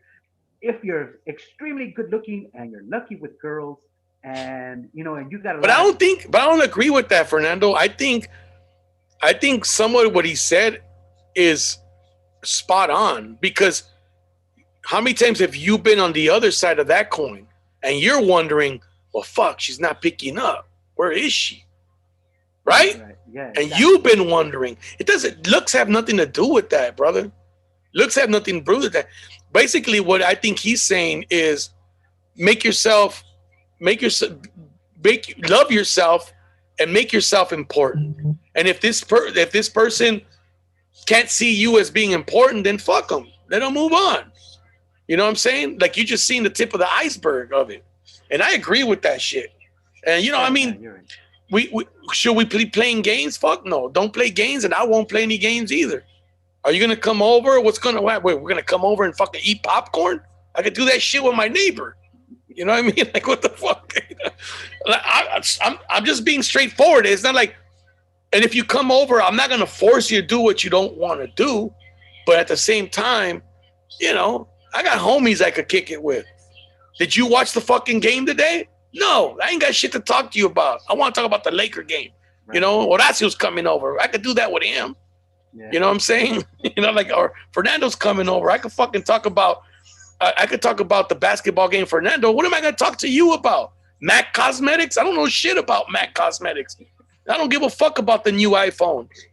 Like, people people nowadays, that's what they like to talk about. Ooh, so-and-so's new rap video. Ooh, so-and-so's, Gucci got a new handbag. The iPhone 12 is coming out. I don't give a fuck about none of that shit. You know what I'm saying? Are we gonna get it on or not? Like Exactly. seriously, and no spooning. You gotta get the fuck out of here after we're done. What do you mean I'm no just kidding. spooning, man? I'm just kidding, I'm, man. I'm a romantical type, man. I like hook this up. spoon, I give the boyfriend experience. I don't give a fuck if I'm not gonna call her. I don't even know. But I Yes. give the boyfriend experience every night. Yeah. Cuddling and all that shit because I like it. No, I got you. I get you on that. Doesn't mean I love you. Yeah. See, that's fucked up though. Because if she does fall in love, then you're the asshole. Like, you let me on. You kissed. You gave me the black kiss. You made me fall in love. You gave me the black that kiss. reminds me- All in my book. Right. I'm gonna write reminds about me- you in my journal. Have you seen this quote? Have you seen this quote that a lot of women like to quote? And they credit Bob Marley. I don't know if Bob Marley actually said this shit or not, What is it? but he said Tomorrow, that, people. no, something about that the biggest cowardice in a man is awakening the love of a woman and not doing anything about it. I don't remember exactly how the quote goes, but basically it's something to the effect of, you know, if you're a man, you're a fucking coward. If you awaken, if you make this woman fall in love with you, and then you just walk away, you know, I think that's you're the way of a coward. of- However, wait, say it again. You cut I out think a little bit. the way of thinking because it can happen in both ways. She can do Well, see, that. here's the thing. How does that make him a coward?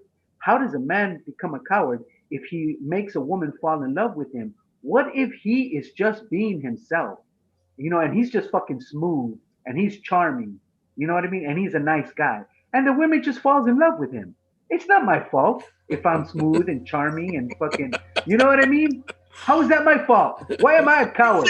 Because I'm funny. Because I have a sense of humor. Men fall in love because of a woman's big booty, and then they break their heart. Well,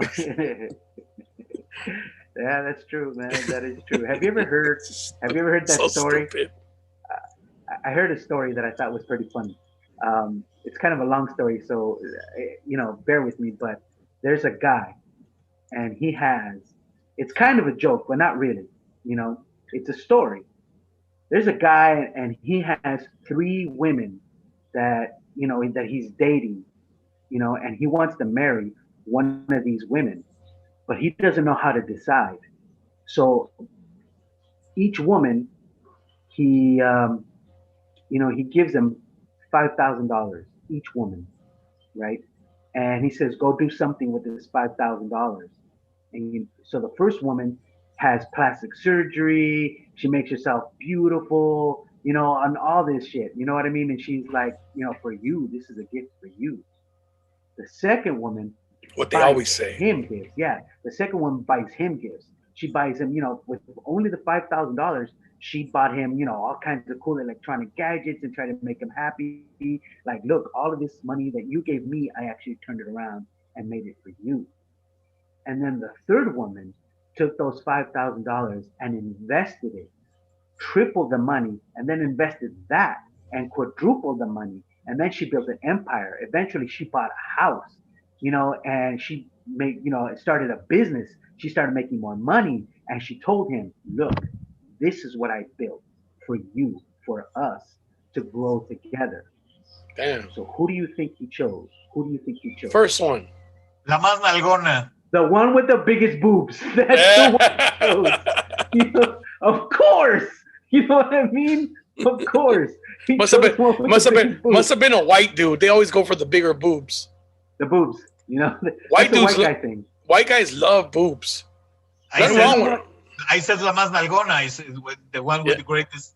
Yeah, Yeah, the that's biggest butt. The biggest butt. a Latino and black thing right there. So yeah, hey, so Bob Marley does say that the biggest coward is a man who awakens a woman's love without the intention of loving her. That's what he said. Okay. Okay, but But, that happens in both ways, right? That can happen to you with a girl and the other way around. Yeah, it's true that.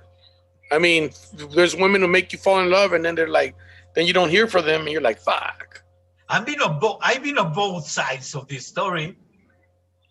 True that. True. Well, yeah, isn't that the true story always? The one that really likes you, you're like, eh. And then the one you really like looks at you like, eh. It's like, it's like, look, my thing is this. I always, when I give advice to younger people in seeking a mate, if they want to get married or whatnot, I always say, you got to be with somebody who even on their worst days, you can at least tolerate them. Because if you fucking can't tolerate, like if you can't stand that person you're with, that ain't the person for you. If it's all the time, you're like, oh, this fucking broad, she wants to talk, like, then you shouldn't be with her, man. Like, Right. Like, you know what I'm saying? Like, hey, come on, man, just roll over the other way. Don't start talking to me right now. I'm trying to sleep. Like, like if no, I'm serious. If that's the case, then you're with the wrong person. But if you find somebody that even when you're mad, you're like, man, I gotta fucking apologize or I gotta make this shit right, then that's the person because you really care. Because if you don't care, and people overlook that kind of shit, bro. Like I've seen guys in relationships where I look at the woman and she's fucking selfish. She's selfish, and the dude's stuck in that relationship, like just because she's decent looking or whatever the case may be. You know what I'm saying? But it's more like you want to carry her around like a trophy because that's not a fucking relationship you're in. And don't be taking pictures of me. What are you, paparazzi, dog? What the fuck, man? No, I'm just kidding. Yeah, bro, absolutely. Okay, so last one, and then we'll cut off this one. So this is like it says on cell phone dates. If a girl answers a cell phone call in the middle of dinner, get up and leave. Why? The person on the other end is the guy she's going to have sex with when she finally gets rid of you. If she says it's her kids, you're already violating the no single mothers rule. Her work, it's a date and it's late. If her work is more important than you, then it will always be more important. If she says it's her friends, all her friends know she's out. That's just how women work. She can just turn the phone off and wait to gossip until the date is over. You, on the other hand, should carry a cell phone. Avoid answering it during dinner, but have your buddies make a call or two. Ignoring her for work makes you look important and in control. She will try to test you and get your attention on her. Sex might be used to get your attention. Oh, that's okay. Look, I have one story. I'm kind of hesitant to tell this story because I kind of feel like maybe I was the asshole in the situation. So what? We've all been. I've been an asshole. There's a lot of shit I've done in my past that I regret, bro. Honestly, I don't regret this one. I'm 45 years old, man, and I'm like, there's a lot of shit I shouldn't have. I look back and I'm like, man, I was a douchebag. Every adult has that. Yeah, exactly. It doesn't matter what gender you're from. Everyone's a fucking once in their life, or too many times, or too many little times. But it happens to us all. Oh no, I don't regret this one. This is not something I did on purpose to like to hurt someone. No. But this goes along with what Cisco just read about. If you're at dinner with a girl and she gets a phone call, it's the guy she's gonna have sex with. I have been the guy she's gonna have sex with. There was a girl that we were friends with benefits. It was great. You know what I mean? All was good. As a matter of fact, Cisco, I met her at the Hollywood Improv when I was doing your shows over there. Oh, nice. Yeah, back in Friday Night Funnies. Hey, you're welcome. Oh yeah, thanks, man. I never got a thank you card or nothing. Oh, I'm sorry, brother. I'll send you a card. I'll send you a card. And my sister, you mother. No, I'm just kidding. No, right? So I met her there, and we started talking, whatever, and it was apparent, hey, this girl, she was good for it, and I'm like, let's go. And she was like, let's go. So I'm like, cool. So I remember one particular time she told me, come to my house, but you can't come to my house at 11 because I have a dinner date with a guy earlier. And I'm thinking to myself, wait, you're gonna go on a date with a guy, have dinner with him, and then you're gonna come home and have sex with me. Like I'm gonna go meet you at your house. And here's this guy paying for dinner, paying for, whatever, knowing Yikes. full well that she's not going to have sex with him. She's going to have sex with me. And sure enough, I showed up at her house. She was there. She had leftovers, and she's like, "Are you hungry?" And I'm like, "Yeah, as a matter of fact, I am." And I fucking ate the leftovers that dude paid for, and then I had sex with her, and that dude never did. You know what I mean? Damn. And this happened several times where she was going out with this guy, and then will tell me, "Meet me at my house, like at midnight, when my date is over." And I'm thinking, wow, that is fucked up. But at the same time, Yeah, but you were there, huh? of course I was there, and at the same time, but it made You're behind her. Man, that's fucked up. Like this. That's fucked up. What's the dude's name? Ricardo? Goddamn. Poor no, Ricardo. His name was Scotty. No, just kidding. But have you ever heard that song, Scotty Doesn't Know? No. Oh, well, that's basically what it's about. I gotta check it out now. Yeah. So, it made me feel in a way kind of fucked up. But at the same time, I'll be honest with you, it made me feel like two things. First, I knew for a fact this is not a girl to have a relationship with. Absolutely not. Because she's stringing this dude along. She's using him like we were talking about earlier. She's using him for free dinner, for whatever the fuck he may have been buying her, without the intention of ever having sex with him. But she wanted to have sex, just not with him. You know what I mean? Because she was coming home and having sex with me. Going to her house, So it made me feel like, I'll be honest with you, I kind of felt like a king, bro. I was like, fuck, yeah, this is the shit. I never have to buy her dinner. I never have to, take her to dinner because this other dude is taking her to dinner, and I just get all the fucking benefit out of it. So why not? Fuck it. I mean, fuck it. Horacio, you ever done that? You ever been that guy? I don't think I have. Just like that. Like it's because women in Mexico won't tell you. No, they won't. They won't. They won't. No, es que fui con unas amigas al Starbucks, un cafecito. Ahorita te caigo.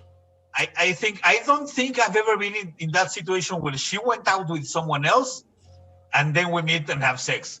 I think when I was a lot younger, I've been in some similar situations, but not like that, like she went out and had dinner, kind of a date with someone else, and then come home and have sex with me. But I've been with friends that have been in a club and teasing guys and getting drinks out of them, even giving me the drinks so I could get drunk as well for free. Fernando did that. I was like in my 20s, right? Fuck yeah. Why not? It was just fun. It was just crazy nights and a lot of partying. All right, gentlemen, we're going to wrap this up, man. All right. We've been going for 2 hours, 14 minutes. I'm sorry. Were you finishing something, Horacio? Sorry, I didn't mean to cut you off. No. It's okay. I don't even remember where I was going. I have been drinking all night because I had this previous show on Zoom. Yeah. Yes. How was that? It was good. Yeah. I when this first started, I thought that Zoom shows were gonna be a pain in the ass, and they have not been like that. You got used to it. I'm having fun doing them. Yeah, I think I might do some shit. Maybe we have to do something like that, Fernando. What do you think? Yeah, it's a good idea. You want to do one, like a couple shows? We do some stand-up. Horacio, you want to do some English, man? No, I'm just kidding. You could do Horacio got stoned at the Comedy Store. That was fucked up, man. What'd you say? You went outside the door and they were passing it around and you just hit it? It's this room in the Comedy Store. The belly room. The open mic, and there's this stairway to the parking lot, and it was filled with comedians, and I went out for a smoke, a cigarette. Yeah. And they started passing a joint, and I went, oh, why not? But this is not Mexican weed. This is California weed. So I go back to the room, and I'm fucking flying. Yeah, I remember your face. I swear. I thought you were fucking around on stage. I swear. Estabas congelado. Like you were frozen, bro. You were stuck. Like, and then like you looking at me for help. I'm like, motherfucker, I can't help you. It's a one-man show. I was too fucking stoned for getting on stage in another language. That's crazy. Fernando, Fernando, Yeah, man, I'm here. any last things? You No, and man, Tanya? I'm good. I know fucking Tanya's fucking with me, bro. Shut up, Tanya. So we're gonna wrap this up. Thank you guys for watching, man. We appreciate you guys. Hopefully, do me a favor, people. Share the link, man, with people, man. Let's try to get some more people on here. I think the most we've had is like 40.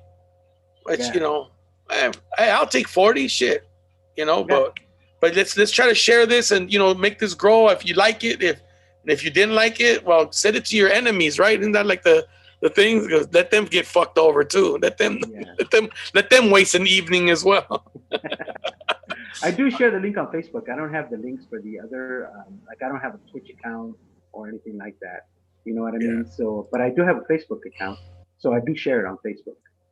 All right, you guys.